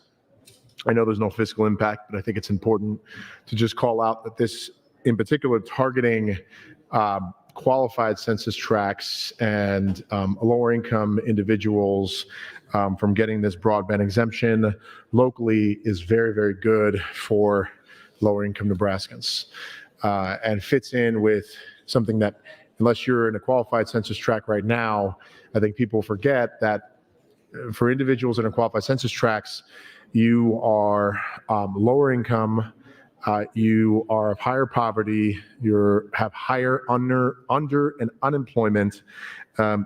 And when you're adding all these different things on top of cost of living raises, inflation, when we're talking about trying to make sure we're giving taxpayers back money in a targeted way, and I think similar to what Senator Conrad was sharing in regards to some of the other components here for the housing bills, I think that is an important thing to call out here in terms of a good piece of legislation within this. I also wanted to thank Senator Bostar for his work on the tuition fix. It was something that was needed and necessary, and it's more of a bit of a cleanup. And then I also wanted to call out the fact that within all of this package, and part of the reason why I do think it's important to pass is this is generating revenue to be able to offset and reduce the amount of nightmares that Senator Dorn and Senator Clements will have in the future here. So, and I believe with the last fiscal note, it's somewhere in the region of $8 to $12 million revenue raiser every single year, which doesn't include the federal revenue raising that will come through some provisions that are passed in this. So I think it's important because, again, as you look at the green sheet, and as I keep reminding everyone, if we passed let me make sure I get the correct number, if we passed every bill on final reading on select file and ER&R initial by the end of 26-27, that is, well, we are significantly down, hundreds of millions of dollars down. So there still are conversations that are to be had on which bills we will be prioritizing and passing that have a fiscal impact. I know that Senator Linehan and other people on the Revenue Committee have been working on reducing the revenue impact on a lot of these revenue bills. It still doesn't absolve the rest of the body here or any of us on every single other bill that we are passing on final reading. And I know that this is a task also put in the hands of the Speaker, which is whichever bills that are passed first on final reading that have a fiscal note will be the first bills that are taking away from the amounts that we have sort of left remaining, that sort of $23 million for the end of 2027, which means that every single vote you're making on an A bill is saying this is more important than the other A bills that are currently on select or final reading right now. So I just want to make sure that's very clear, because then if there's a point where people are asking, why did my A bill get passed, or why did my bill get passed, it's going to be because we ran out of money, and because, well, I'm assuming the chairman and the speaker are going to say, we just don't have any more money to be able to pay for those A bills. There's no money available for the floor anymore. So we should be asking questions on which bills are getting prioritized that have a general fund obligation right now, that are getting scheduled. What is the prioritization with that scheduling?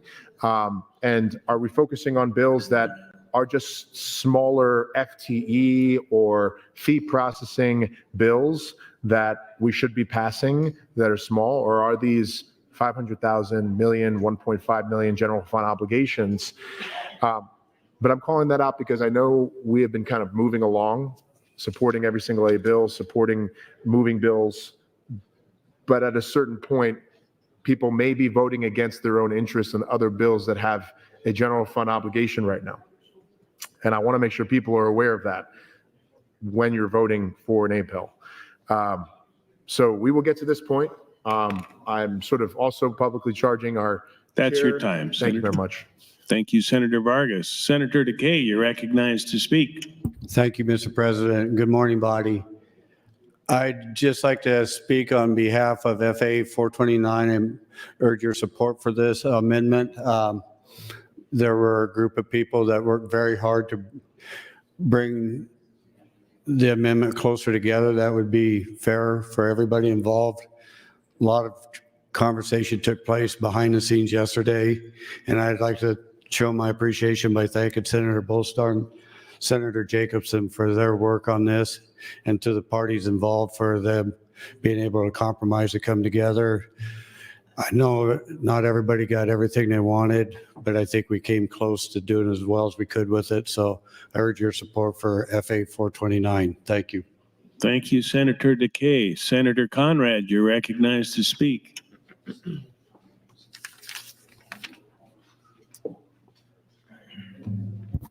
Thank you, Mr. President. Again, good morning, colleagues. I just had a few additional questions to dovetail, and I appreciate Senator Vargas lifting up some of the really exciting components of this legislation as well, which will help to address connectivity for unserved and underserved areas in regards to broadband access, which we know is absolutely critical for all of our citizens to have access thereto in a global economy for work, for accessing medical care, for doing school things, for paying bills.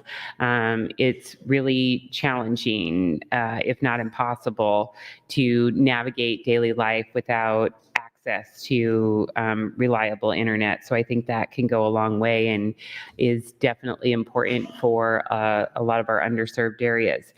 The questions that I wanted to ask either committee members through Q&A or perhaps rhetorically if they'd like to respond on their own time is, one, how does the Good Life proposal, and maybe we can take this up in Senator Von Gilleren's substantive amendment, how does the Good Life proposal interface with TIF?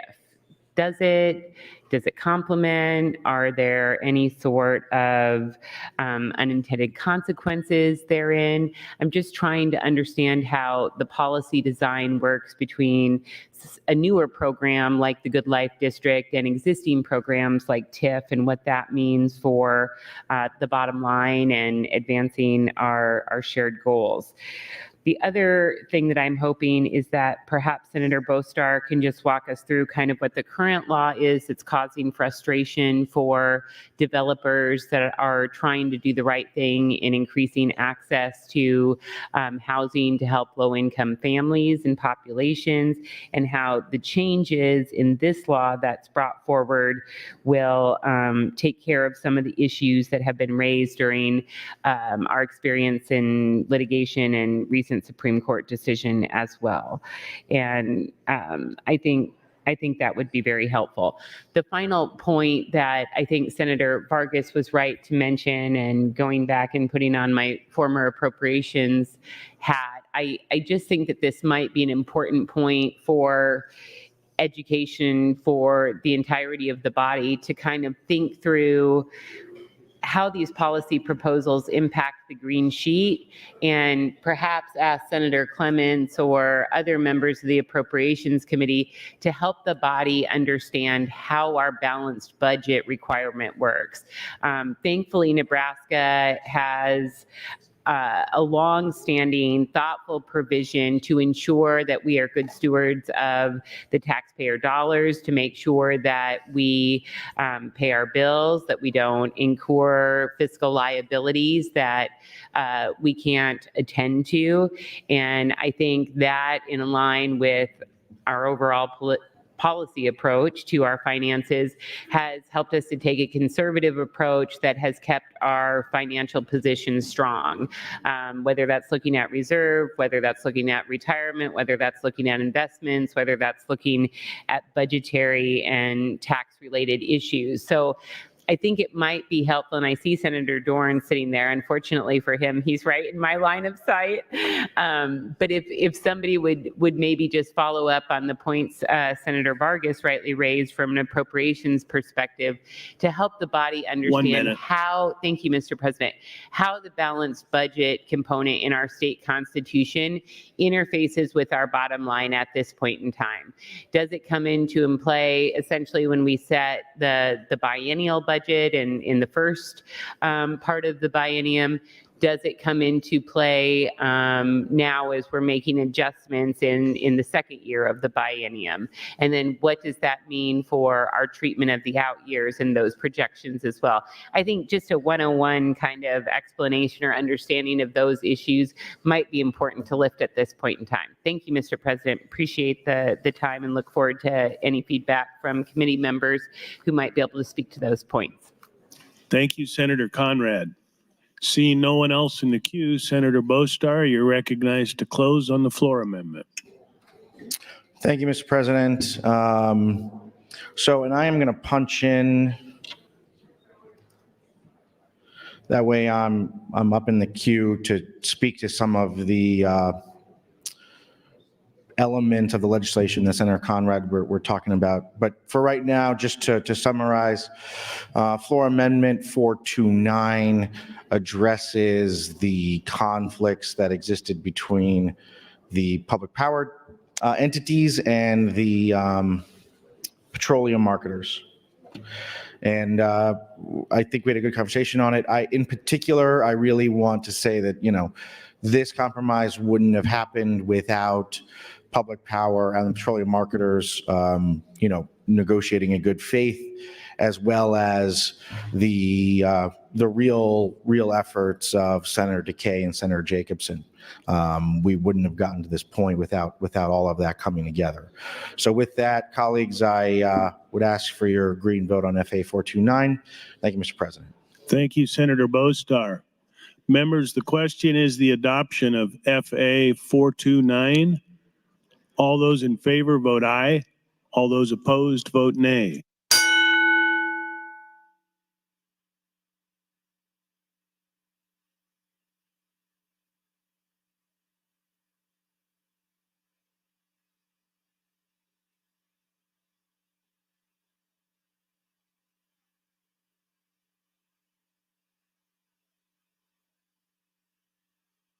Record, Mr. Clerk. 40 yeas, no nays on adoption of the floor amendment, Mr. President. Floor Amendment 429 is adopted. Mr. Clerk. Mr. President, Senator Bostar moved to amend with AM 3378. Senator Bostar, you're recognized to open. Thank you, Mr. President. This amendment, we were just trying to clean things up this morning and get everything filed that we needed to. This represents language relating to the arena turnback provisions that were left out of another piece of legislation that we've already advanced to final reading. So we're picking it up here. That way we don't have to waste more time coming back from final to addressing this. So we're just addressing it here. It would tweak the current program in order to enhance usability for different kinds of projects. Again, these projects all have to be evaluated by DED and approved by the governor. And that being said as well, I'll say that I have a floor amendment coming that would amend this, that would actually make the enactment of the language in 3378 it would put a sunrise on it. So it wouldn't even start or be eligible to be used until 2027. So I would appreciate your support for AM 3378 so we can just kind of get this moving along. Thank you very much. Thank you, Senator Bostar. Senator Hansen would like to announce some guests in the north balcony. Fourth graders from Fort Calhoun Elementary, please stand and be recognized by your Nebraska Legislature.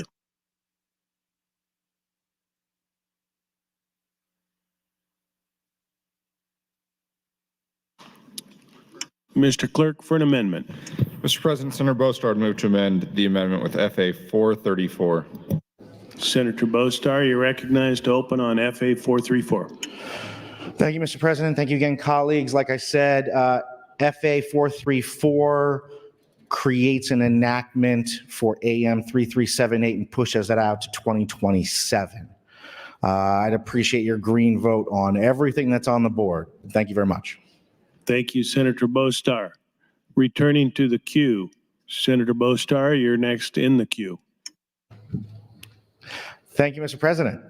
Well, I said that I would speak to some of the challenges we've been having in Lancaster County, but it's gone beyond that Senator Conrad had brought up, that we have legislation within 1317 to address, and I think speaks to, really the nature of what this revenue package is about.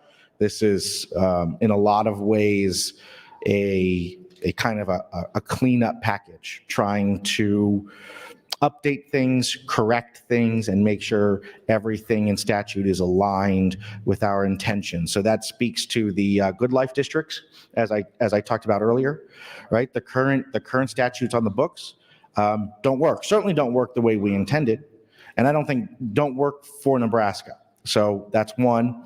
And another piece in here related to affordable housing. So what happened was we have current statutes in law related to the valuation of affordable housing projects, specifically as it relates to Section 42 of Federal Code for affordable housing.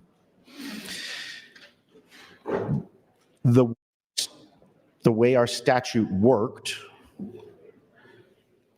was leading to some unintended consequences, especially as time went on. So what was happening was there were valuations that were being produced in accordance and in line with the statutes that we have that were producing $0 and -$, valuations for properties. Obviously, that's unacceptable. And it was unacceptable for Lancaster County. So the assessor, well, the county, I think it was through the assessor, but that detail I'm less confident in, sought some relief and guidance through Turk. Turk allowed the county to change the manner in which they were valuing the properties and basically push the county into valuing the properties at full market value, which is also, frankly, unacceptable, right? These are properties that cannot recoup market rates, market rents, and so cannot support market valuation because the property just isn't worth it if you can't get the return. The asset just doesn't have that value. And so at market rates, we're talking about thousands of a % increase in the property taxes paid by affordable housing projects. If we had, that led to a lawsuit. Jumping ahead to what we're doing in this bill. This bill contains the statutory language that's agreed upon by all parties within this.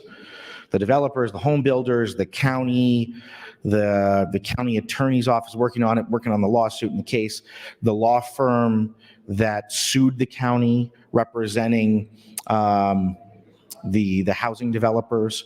Everybody came in support of this bill. So this would address it. It creates more of a rolling average. We should be eliminating the propensity to see some of these negative and zero valuations. And I believe this will settle those legal issues. And it also will provide property tax relief to very, very necessary projects, like affordable housing projects, as well as assisted living communities that are serving Medicaid waiver patients. And so, and as well as sales restricted housing. And so sales restricted housing, that's where you have a deed restriction. Like if you literally cannot sell your house for more than a certain amount of money, it doesn't make sense for us to attach a valuation that's directly correlated with your taxes on a value in excess of that. Because if you can't sell it for that, it can't be valued above that. It just doesn't make any sense. And so we're addressing that on that particular point. If you have a deed restriction, a sales restricted housing project, you're at market value or what you're capped at, whichever is lower, since you actually cannot exceed that amount. So 1317 has a lot of really important things in it that solve a lot of problems for the state. I would encourage your support for everything that's on the board. Thank you. Thank you, Senator Bostar. Senator Vargas, you're recognized to speak.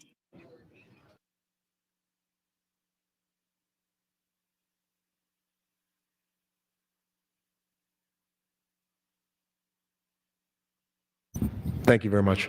We're having a really good conversation over there with the speaker and with the chair of appropriations and with some other appropriations members. You know, a part of this is within this debate. Again, this is a good bill. Appreciate Senator Linehan, Chairwoman Linehan, and Senator Bostar's, and this is a revenue generating bill. But what we're also starting to talk about as we're getting to these next, at the end of this year is, you know, I won't be here, many of us won't be here to have a fine look at where we'll be at the end of 2027 in terms of our spending and a balanced budget by the end of 2027. Every obligation in terms of an A bill that we pass this year is going to further draw us down. We will have to balance the budget based off our cash reserves, and we can do that. But because new spending obligates us into the future years, we will be putting ourselves in a very precarious situation if we are not mindful of what we do and do not vote for from here on in.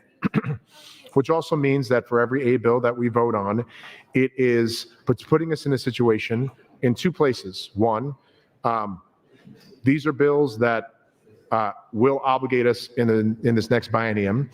And if revenue receipts are lower than what our projections are, we will be forced to make cuts from our budget, our biennium budget, or we'll be forced to not fund bills that have been passed.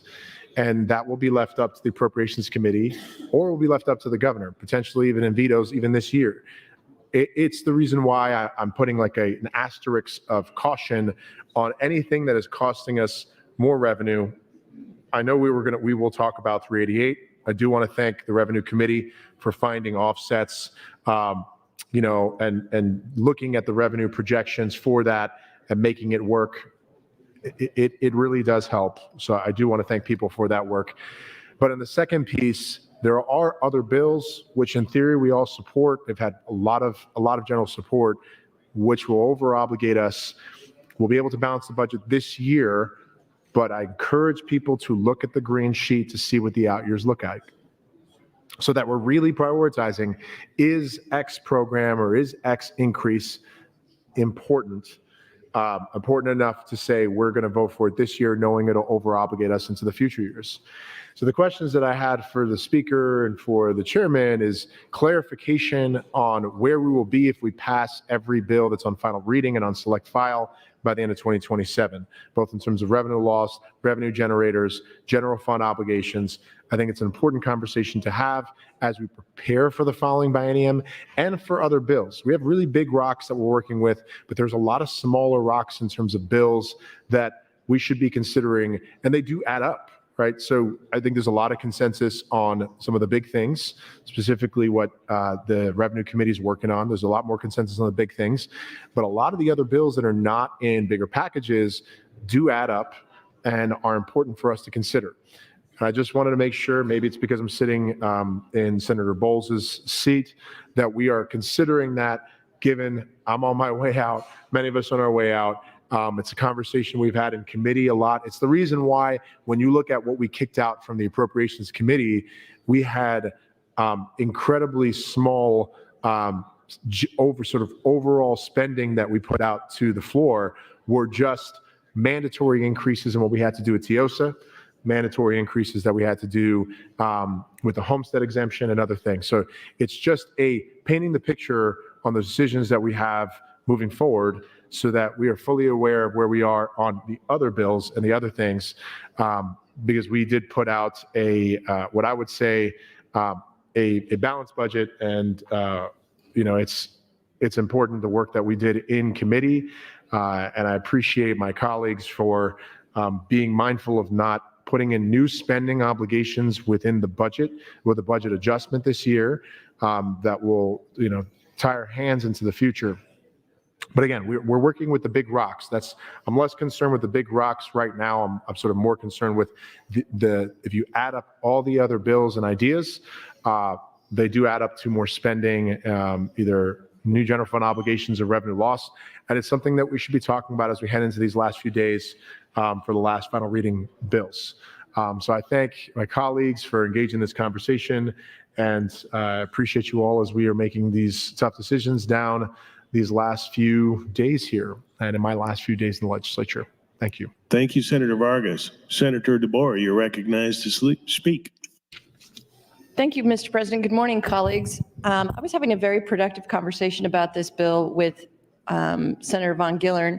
So I wonder if he would be willing to answer some questions on the mic, and we can talk through some of this. Von Gillern. Senator Von Gillern, would you yield to some questions? Yes. Senator Von Gillern, we were talking about some of your work that you've been working on this bill, and you were telling me about the Good Life District and some of the modifications that are going to happen. I understand you still have an amendment that's up in bill drafting. Is that still true? Yeah, they are working on it. We have just a couple of final things that are trying to get resolved on that, but yes, that is true. Okay, could you just sort of articulate for us the main points of change that'll be happening? Sure. So the Good Life District bill that got passed last year was great structurally, but it had some, I don't want to say flaws, but it had some areas that we could fill in the gaps on. And so we're doing that this year. Several of those were the funding mechanisms regarding the actual sales tax decrease and increase. One of the things we worked out in the amendment is that the applicant may work with the city in an exchange of sales tax for infrastructure costs. And at one point, that was a shall, and we made sure that that's a may, so to protect the local taxpayers' rights.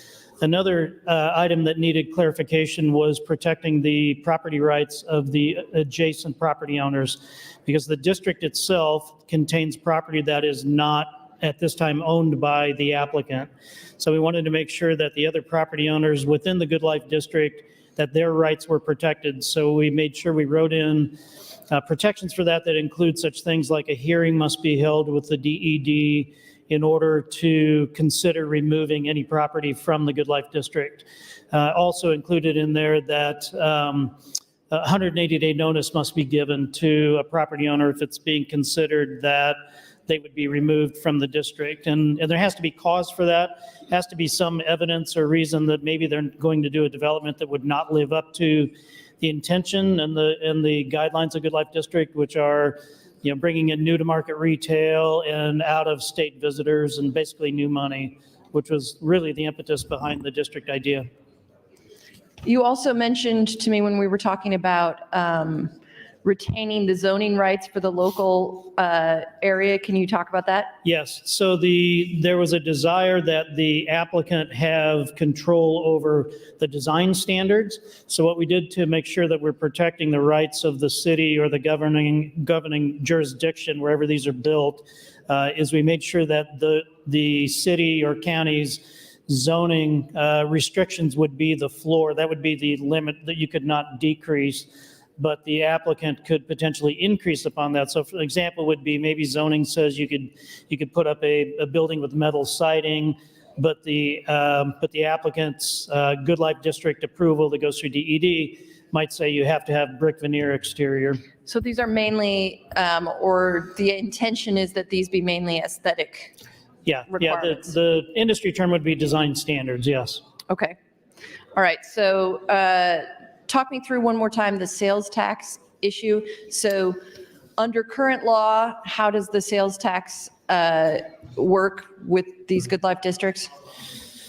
It's basically half of the state sales tax that is forgiven in sales within the Good Life District for that term of the Good Life District. And but it was difficult to turn that into a cash mechanism in order to really do anything for infrastructure.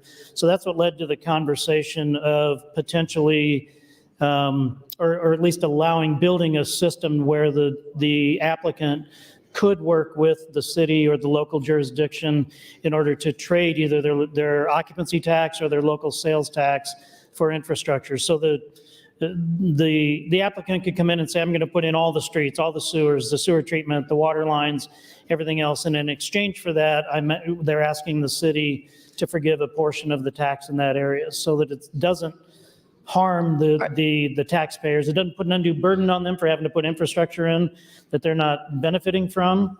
And it allows the project to get rolling. And are those sales taxes just the local sales tax, or this is the state sales tax? The state sales tax, half of the state sales tax is forgiven. This is an additional piece that would allow for local sales tax, again, to be allowed to be used for infrastructure that the city would benefit from. Thank you, Mr. President. Thank you, Mr. President.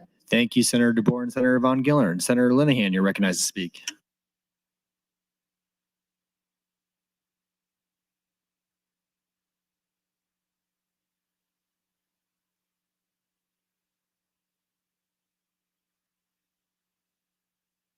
I just want to clear up some things about this particular bill. This bill actually brings money to the floor. It does not cost money. And I think Senator Dorn may have just spoken to this, but this is brings money to the floor. And then also when you're looking at the green sheet, what we did last night with 1402, we repealed the scholarship tax credit. So that's 25 million that comes back to the green sheet. Then we dropped, it was going to be just a wash between 1402 and the tax credit, but then we dropped the scholarship amount last night from 25 million to 10 million. So that brings 15 million for 3 years to the green sheet.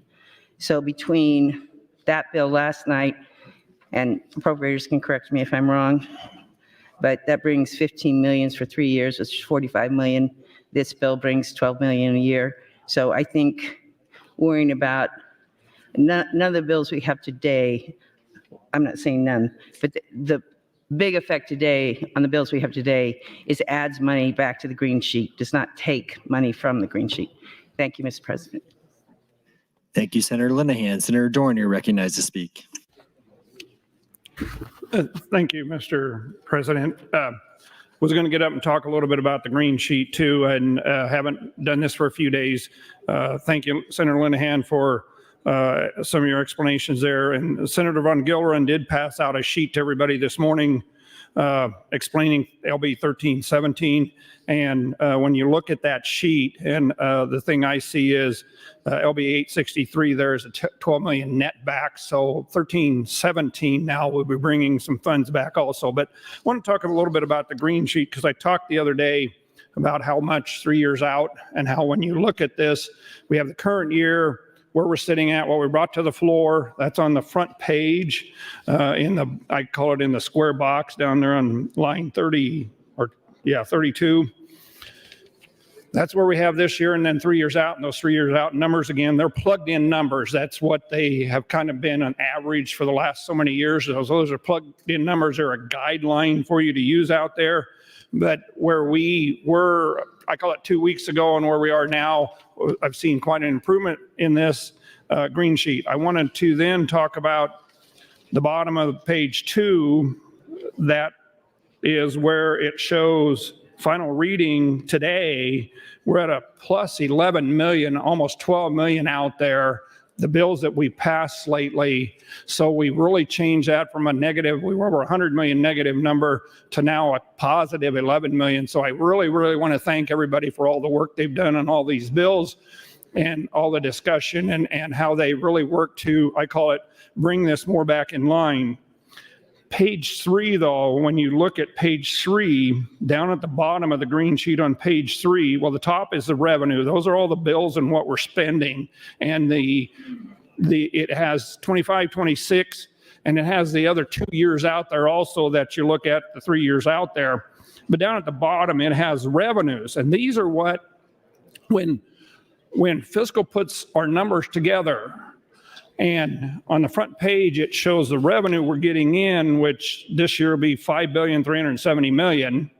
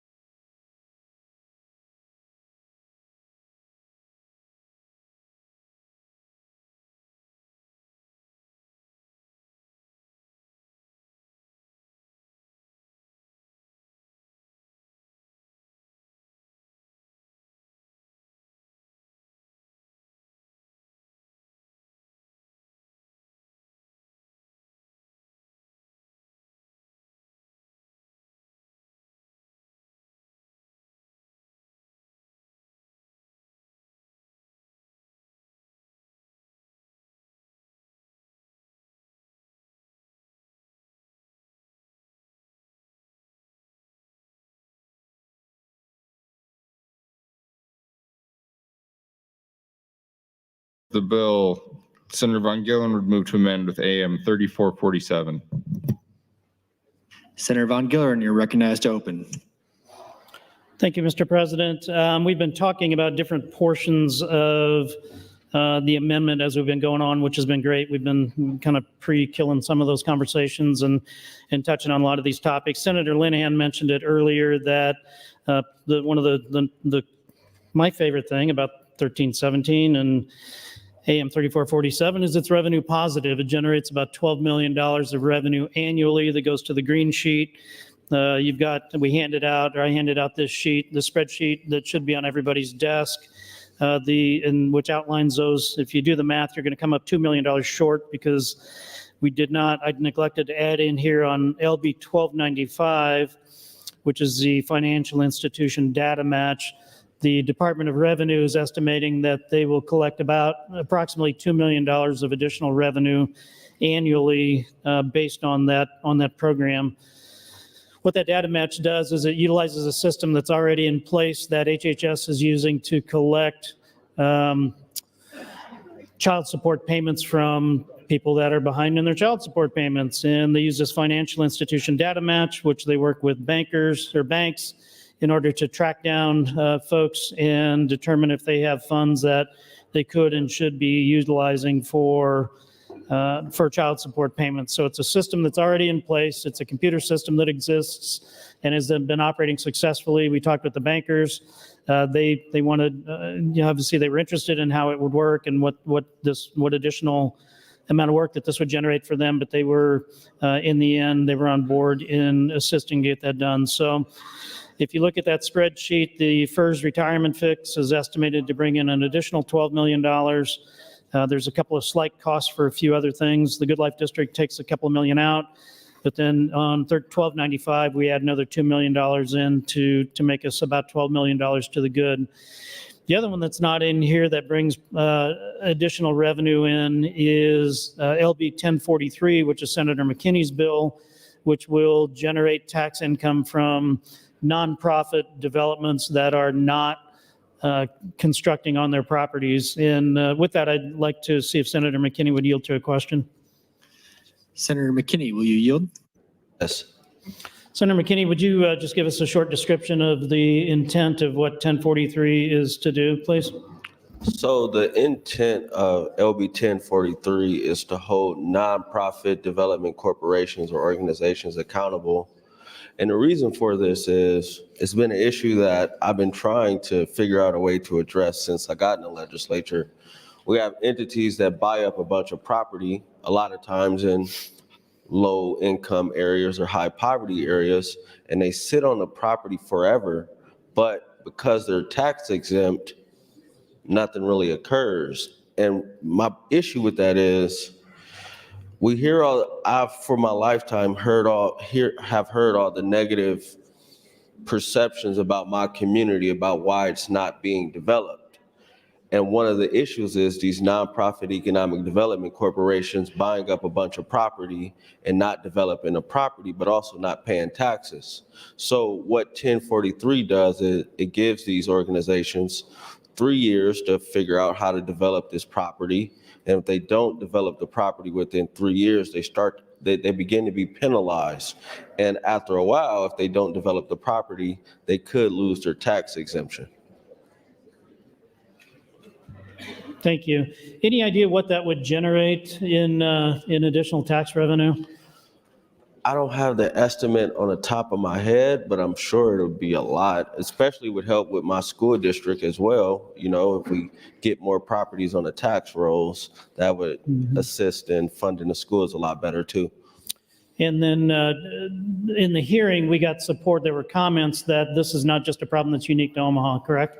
Yeah, actually, it's a problem also in rural communities as well, I wasn't surprised because a lot of times we say rural and urban and we try to divide, but a lot of our issues are common. And so I wasn't surprised, but I was surprised to hear it though. Okay, very good. Yep. Thank you. Thank you for your time. I didn't prep Senator Merman that I was going to ask him a question, but I was wondering if Senator Merman would yield, please. Senator Merman, will you yield? Yes. Thank you. I think you'll be okay taking this question. Your 1397, on the spreadsheet, it says eliminate, and that's really not accurate. It should probably have said recategorize wind and solar farm use from ag to commercial. Can you share a little bit about that, Bill, 1397, please? Yes, wind and solar, windmills and solar panels are right now classified as ag land, and actually they're commercial developments, so they should be listed under commercial property. And that's what this bill does. Thank you. And there was some question about that, about the access to this property and the adjacent, if there was a windmill on 40 acres of land, does the 40 acres come off or be changed, recategorized in the tax rolls? How much? No, how much land does? No, excuse me. It's just the parcels that are dedicated to the windmills or the solar panels, Okay. not the whole farm. Okay, very good. Thank you. Thank you. Lastly, I will talk very briefly about my 1134, which is a cleanup bill for Turk. There's a provision in Turk that if there's a judgment rendered, that 30 days interest is waived on a penalty or on a payout, and we are adjusting that to say that there's a 30-day, there's a mirrored provision for a refund, or a penalty. So the penalty and the refund provisions are matching now for Turk. And then there was another additional item on there. Last year, we added another officer to the Turk board, which took it from 3 to 4, and they have language in their bylaws that say that they must have a majority present for a hearing. Well, all of a sudden that went from 2 to 3, which takes that additional person out of the field and out of the work that they were intended on. So we're revising that language to make that remain, remove the language that says majority and adjust that to say 2 of the officers in that. So with that, I will yield the remainder of my time. Thank you, Mr. President. Thank you, Senator Von Gillern. Mr. Clerk, for an amendment. Thank you, Mr. President. Senator Erdman would move to amend with FA 435. Senator Erdman, you're recognized to open. Thank you, Mr. President. I appreciate that. So FA 435, what it does, if you have looked at Senator Von Gillern's amendment, it's on page 4, line 5. I want to strike, the governor may waive this requirement. That's the purpose of the floor amendment. It doesn't make any sense to me that we would adopt those things to buy parts to assemble EV charging stations from certain entities, and then we would give the governor authority to waive everything that we did. There are 3 separate and distinct branches of government. What we do here is decided here. And I don't believe it's the opportunity or should be the opportunity for the governor to strike what we do here if he doesn't like it. If he wants to veto the bill, let him do so. But otherwise, I don't think it's appropriate to let the governor waive something that we've done. So that's what this does. And hopefully, as we work our way through this, we find other things that are in this amendment. There may be a couple other things that I just noticed. I think Senator Bosselman has seen those as well. So let me finish with this on this time, and I may speak again, but I want to talk about Von Gillern's bill to help solve the issue with Turk. I was the instigator of increasing the number of Turk commissioners from 3 to 4 last year. We didn't take into consideration what that meant about how many had to be at a hearing. And the people at Turk had visited with me about that, and Senator Von Gillern had already heard about it and drafted a bill, so I appreciate that. So I'm in support of what he's trying to do with Turk, because they need to make decisions in the same year you file your complaint, and I think that helps to do that. So with that, I would encourage you to vote for FA 435. Thank you. Thank you, Senator Erdman. Senator Bostar, you're recognized to speak. Thank you, Mr. President. Since FA 435 is amending part of my bill related to the EVs, I just wanted to take a moment and just kind of let the body know that this is a friendly amendment. So I know this was worked on. The amendment to the EV bill related to foreign parts production, things of that nature. It was worked on by the governor's office and PRO. And Senator Erdman's amendment makes improvement to that. I'm in favor of FA 435. I consider it a friendly amendment, and I would encourage your green vote on Senator Erdman's amendment. Thank you. Thank you, Senator Bostar. Senator Linehan, you're recognized to speak.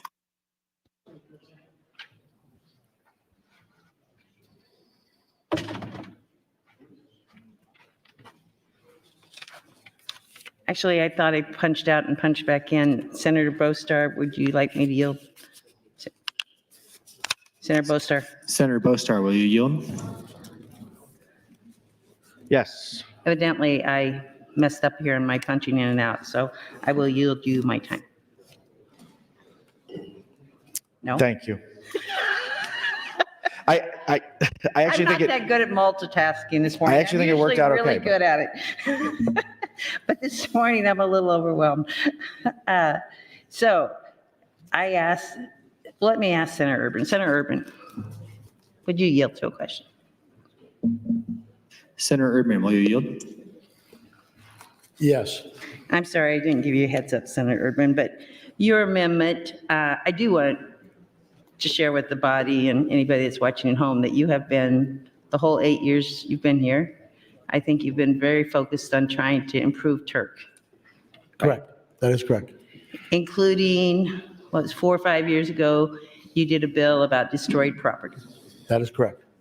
Because when people, and then, did you do that bill before or after the bomb cyclone? Before, right? I introduced a bill, Senator Linehan, just prior to the bomb cycle. And then there was lots of discussions about whether a field covered in sand was destroyed or not. Can you get closer to the mic? I'm sorry. So then there was a discussion about whether fields that were now covered with sand that used to be rich bottom farmland was destroyed or completely destroyed. Am I remembering that right? I do. And then we had another situation where buildings west of the Capitol were burnt. And it was a matter of whether arguments back and forth of whether they were damaged and property taxes would be paid. That is correct. So I'm counting maybe every year you've been here, you've brought a bill to address issues with Turk and property valuations? I have, yes. And this is your last one, rah-rah, or do we have some more stuff from you this afternoon? That's correct. Okay, so I would appreciate a green vote on Senator Erdman's. Word is from upstairs that we'll be able to get the amendment down here in like 10 minutes. So I think we've covered most of what's in the amendment. Questions? Oh, we can go way back to the start of this discussion. I did go back. This is on the FERS retirement. So I'm going to read from exactly the floor statement that I read last year when we passed that bill. This is transcript from what date? March 29th, 2023. LB 38, as amended by AM 355 and AM 292, provides a deduction for income earned by federal retirees. That's why this is. So this pensions in Senator Blood's bill. Federal retirees for federal retirement pensions. So people in my age group, approximately. In the 80s, the federal government changed retirement. If you were employed by the federal government before 82 or 83, you were in a federal system. You did not pay into Social Security.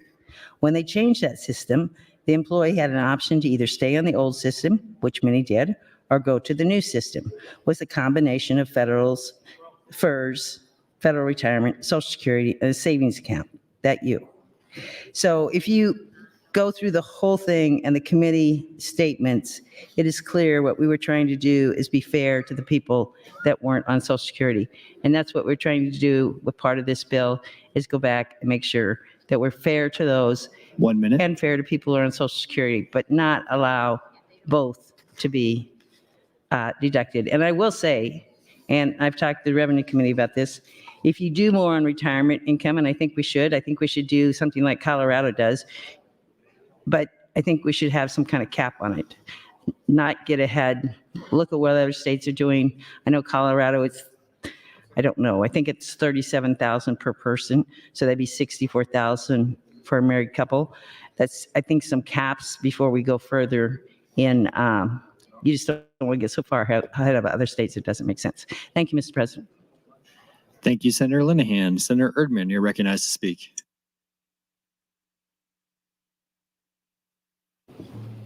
Thank you, Mr. President, and thank you for turning my white light off. I tried to turn it off and I could not, so I'm waving. Thank you. Thank you, Senator Erdman. Seeing no one in the queue, Senator Erdman, you're recognized to close on your amendment. He waives. The question before the body is the adoption of FA 435. All those in favor vote aye. All those opposed vote nay.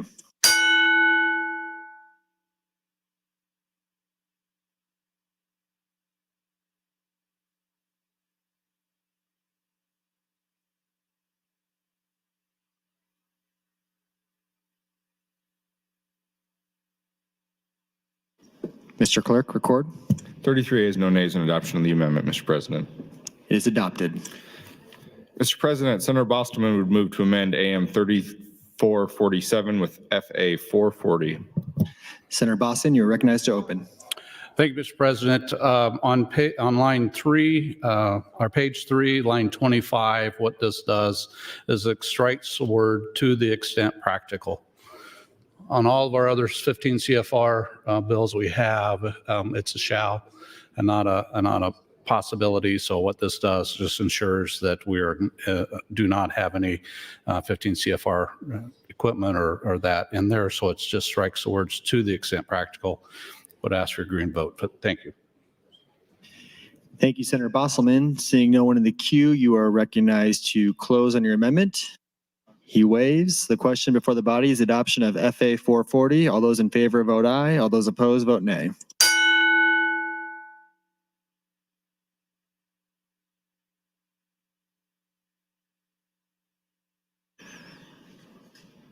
Record, Mr. Clerk. 36 ayes, no nays on adoption of the floor amendment, Mr. President. It is adopted. I have nothing further at this time, Mr. President. Returning to the queue, seeing no one there, Senator Von Gillern, you are recognized to close on AM 3447.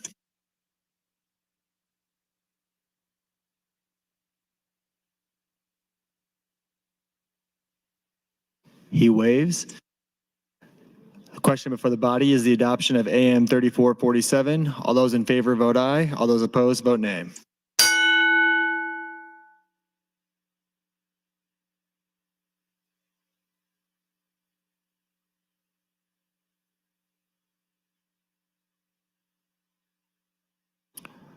Record, Mr. Clerk. 32 ayes, 1 nay on adoption of the amendment, Mr. President. It is adopted.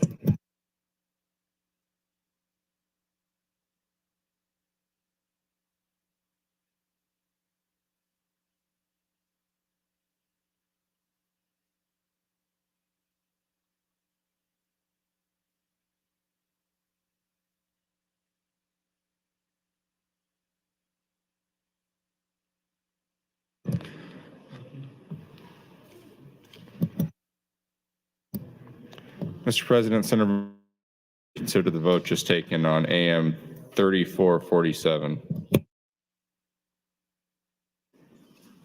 Senator Von Gillern, you are recognized to open on your motion.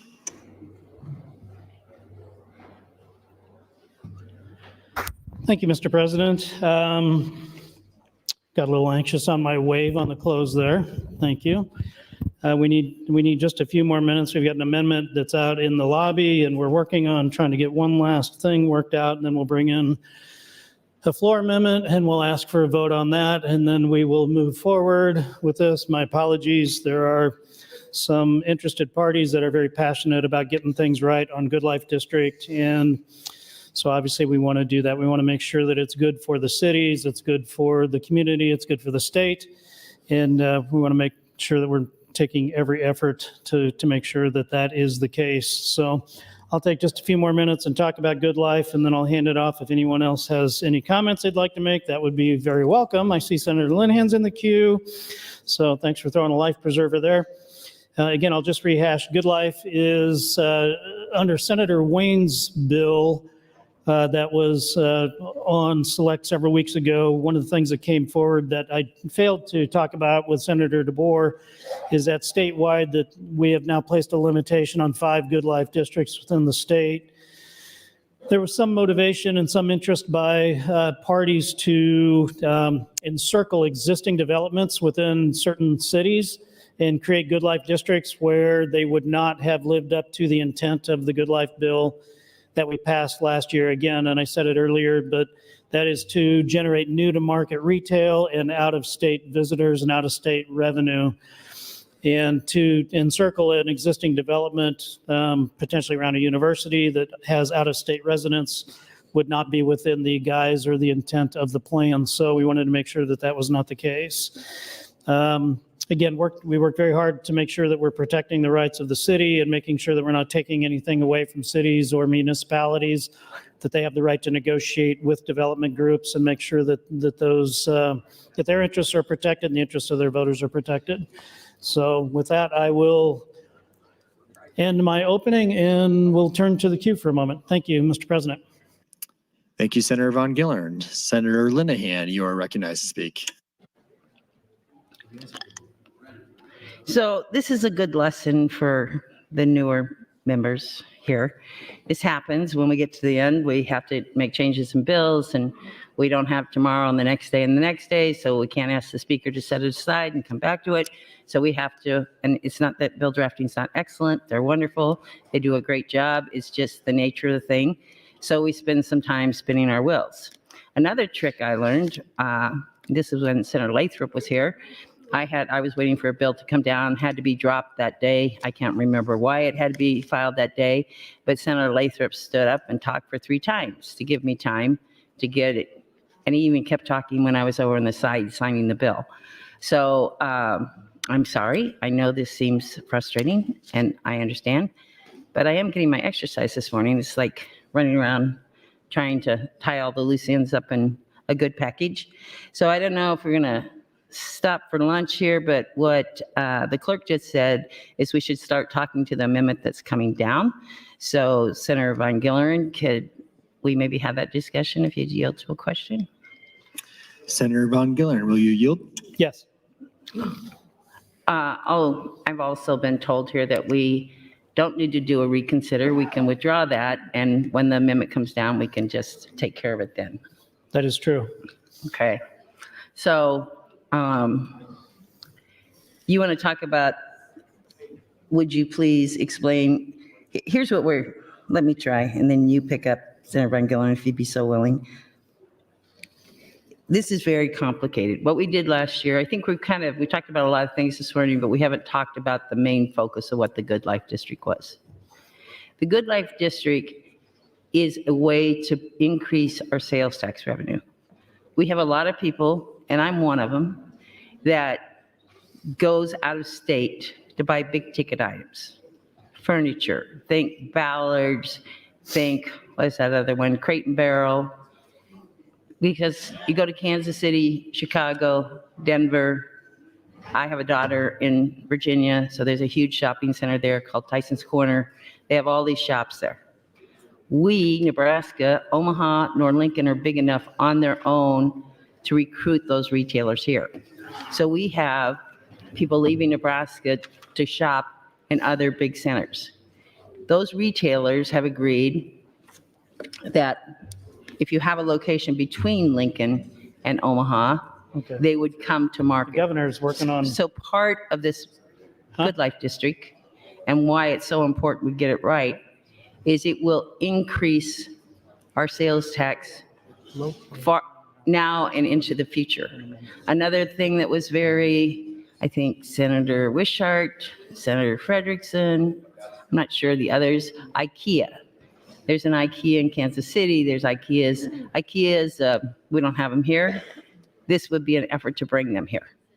So we stop losing consumer sales to other states. The other thing, and part of the Good Life District, and this is where we got to make it very clear, they have to invest a significant amount of money, and they have to have 20% of their shoppers from outside of the state.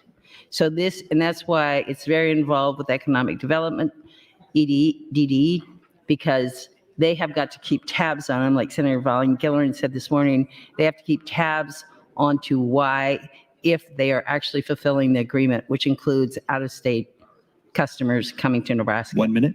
And as people have said, it's been in the press. There's a lot of efforts.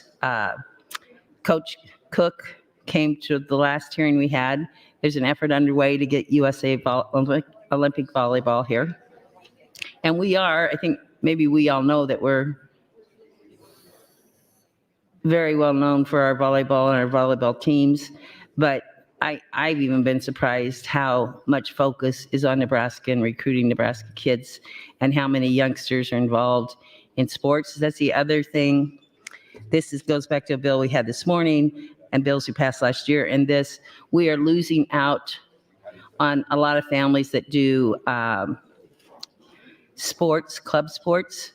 We have families traveling to Des Moines, Kansas City, and other places that spend their whole weekend there, spending money in restaurants and entertainment, that we're losing out because we don't have those facilities That's your time, here. Senator. Thank you. Thank you, Senator Linehan. Senator Wayne, you are recognized to speak.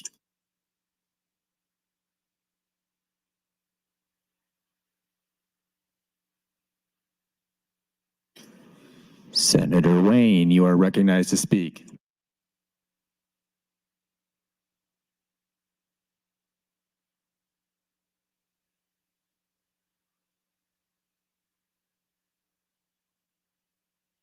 Thank you, Mr. President. Just helping out what's going on here. I think, did we already pass AM 3378? I think we did? Okay. Well, I will bring an amendment to strike some things out of there, unless somebody tells me why we shouldn't, because I'm really confused by that. But I'm just taking some time. I do have an amendment being drafted on a cigar tax bill. We're going to drop that today, too. I'm going to ask everybody to vote red on it, and I'll be the only one to vote green in honor of Scott Lautenbaugh. He's brought it every year, so you can all vote red. It'll be a quick opening. Don't have to worry about it, and I'll be green. I'm just really talking to be talking right now. So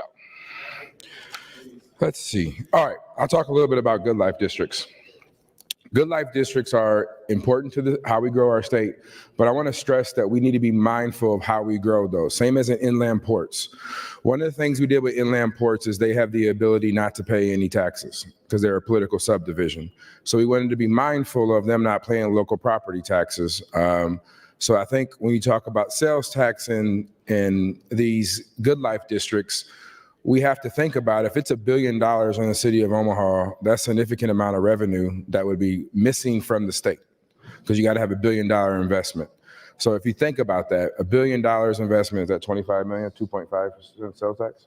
So that's 25 million that would come off of our coffers every year.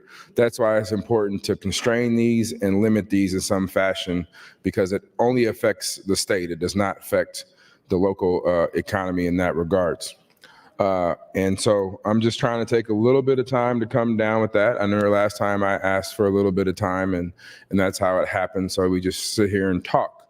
I do like to see Mr. President Frederickson in the chair up there. I like that, looking good there. Senator Hansen, will yield to a question? Senator Hansen, will you yield? Yes. How are you doing today, sir? I'm doing swell. Swell? Do you have coffee this morning? Yeah, no, actually I did not. I was wondering, why'd you have to think about that so long? Because I didn't have coffee. You didn't have, oh, that's a great answer. Great answer. Well, Senator Walls yield to a question. Senator Walls, will you yield? Yes. How are you doing this morning? I'm not feeling the best, actually. Is it because I beat you in the 100-meter freestyle last week? We're going to talk about that?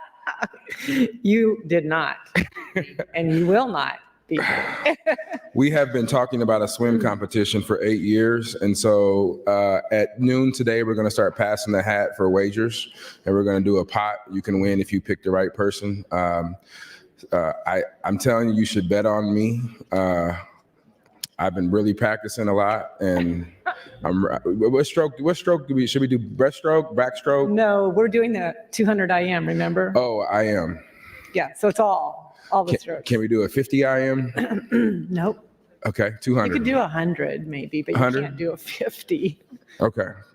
Can you explain to people what an IM is? Sure. It is a butterfly, a length of the butterfly, a length of the backstroke, a length of the 1 minute. breaststroke, and a length of the freestyle. Right. And the backstroke is where I'm going to get you. You're going to get me on the backstroke? Or Oh, am yes. I? Oh, Oh, no. yes. See, I even look back and I can flip. I'm good at the backstroke. I've been working on You it have to since I plug was your little. nose. Huh? I don't have to plug my nose. I just flip and keep it going and turn into butterfly. It's great. All right. Well, Senator Day yield to a question. Senator Day, would you yield? Yes. What quote do you have for us today? That's a really good question. That's a great quote. Will Senator Decay yield to a question? Senator Decay, will you yield? Absolutely. We have 17 seconds left. Will you think of one word that can brighten everybody's day? One word. Think of one word that what? That brightens everybody's day. That's your time, Senator. Sunshine. There you go. Mr. Clerk for items. Returning to the queue, Senator DeBoer, you're recognized to speak. Thank you, Mr. President. My quote for the day is, I am awed only by the magnitude of what I do not know. There you go. All right. I think Senator Von Gillern would like to do something. So Senator Von Gillern, I will yield you my time. Thank you, Senator DeBoer. Senator Von Gillern, that's 4 minutes and 35 seconds. Thank you. I will not take that much time.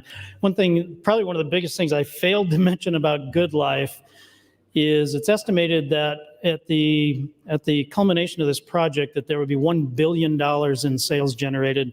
That'll bring in an additional $27.5 million in sales tax revenue that the state is not achieving right now. So some would say that the cup half full, half empty. Some would say we're surrendering 27.5, but those retail sales are not there right now. So that is 27.5 million in addition. So that's the last thing I'm going to say on that. And with that, I would like to, Mr. Clerk, I'd like to withdraw my reconsider motion. Without objection, so ordered. Mr. Clerk. Mr. President, Senator Blood would move to amend with FA 438. Senator Blood, you're recognized to open.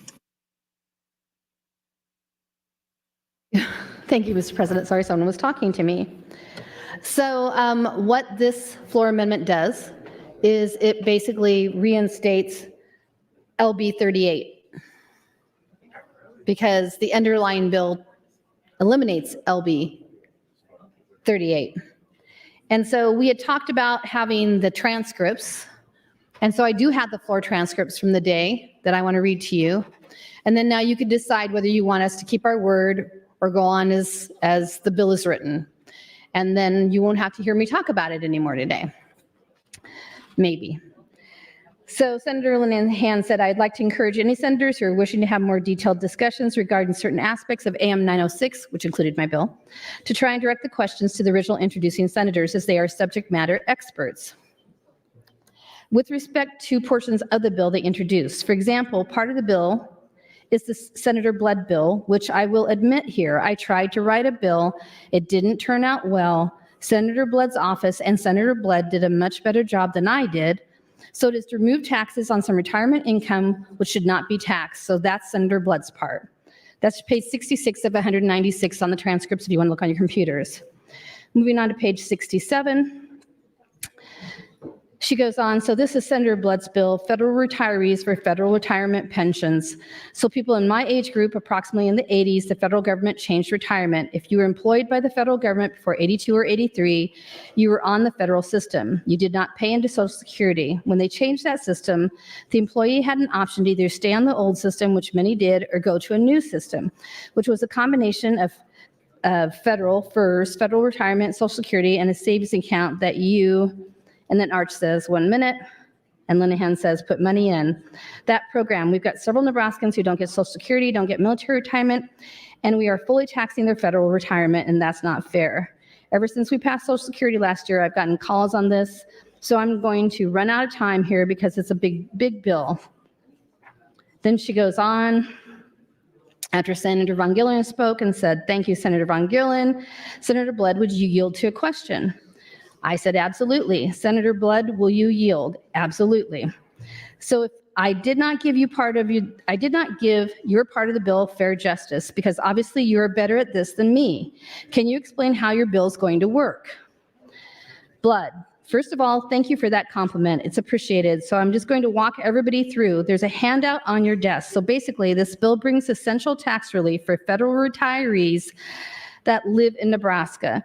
The number of federal retirees residing in Nebraska is approximately 13,980 people, and the total retired and active federal employees in Nebraska amounts to 28,193 people.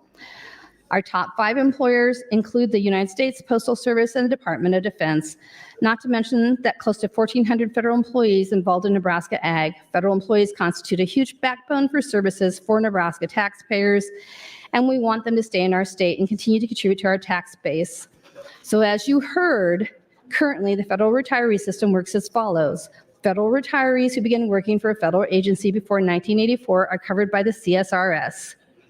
This retirement system requires them to pay 7% into the system, but are not covered by Social Security as the system was created.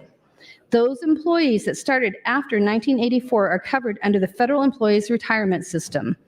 Employees made employees under the first system are eligible for Social Security. This includes a combination of federal annuities, Social Security, and a 401k type of plan. While Social Security taxes have been alleviated through LB 873 and soon LB 641, 100% of federal annuities still are subject to Nebraska income tax. In order for us to be fair to Nebraskans, we have to remember that not everybody has the benefit of utilizing the break we give people on Social Security. And because of that, we wanted to make sure that we were fair in Nebraska, and I was very thrilled to be able to bring this bill forward and thank the Revenue Committee for pushing it through. So that's the transcripts everybody was talking about. We were very clear about what the bill does and who it was for. So now you get to decide whether you want to keep it in the bill and keep our promise, or kick it out because apparently somebody made a mistake that had nothing to do with my part, nor with the people who we are trying to help lift up. And I kind of wonder if the reason we're doing this is because we just want this money to help with property taxes. I don't know. But I have no evidence that shows that. That's just the thought that's passing through my mind right now. So I'm going to ask you to please vote green on the floor amendment, and then I don't have to talk about this subject anymore. Thank you, Mr. President. Thank you, Senator Blood. You are next in the queue. Oh, she waves. Mr. Clerk, for items. Mr. President, your Committee on Enrollment and Review reports Legislative Bill 1402 to select file, as well as 1402A, 1402 having E&R amendments. Attorney General's opinion addressed to Senator Von Gillern and Senator Aguilar. Announcement that the Agriculture Committee will meet in executive session in room 2102 immediately after the conclusion of its confirmation hearing today at 1:15.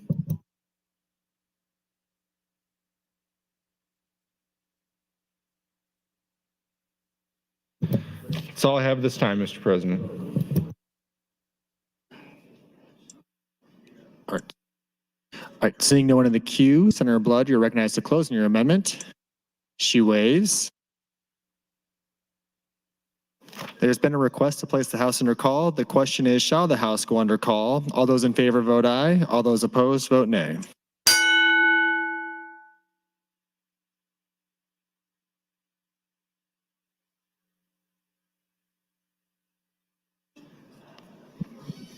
Record, Mr. Clerk. 8 ayes, 6 nays. To place House under call, Mr. President. The House is under call. Senators, please record your presence. Those unexcused senators outside the chamber, please return to the chamber and record your presence. All unauthorized personnel, please leave the floor. The House is under call.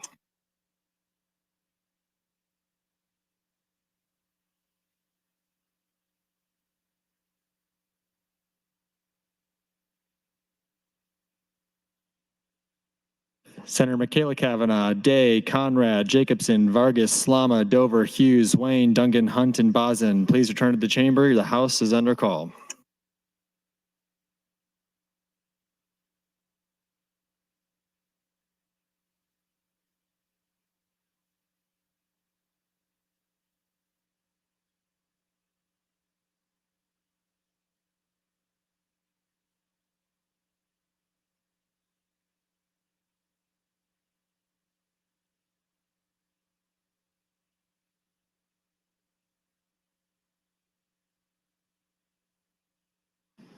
Senator Jacobson, Senator Hunt, and Senator Aguilar, please return to the chamber. The House is under call.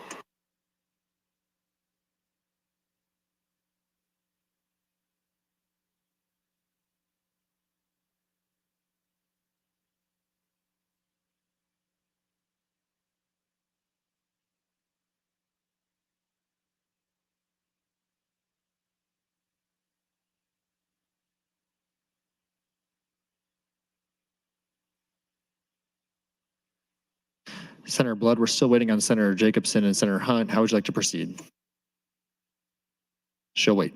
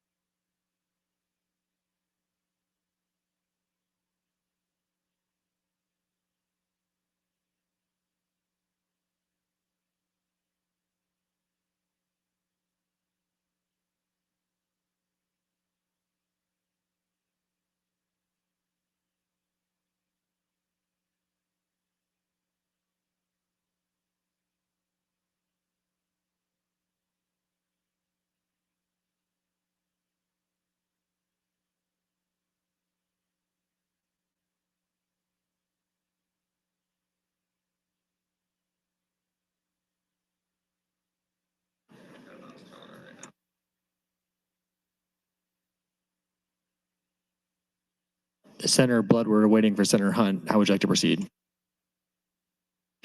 There's been a request for a roll call vote in reverse order. Mr. Clerk, call the roll.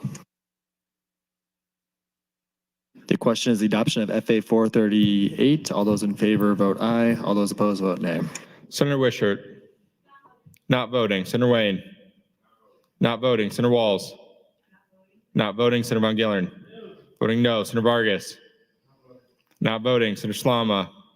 Voting no. Senator Sanders. Voting no. Senator Reapy.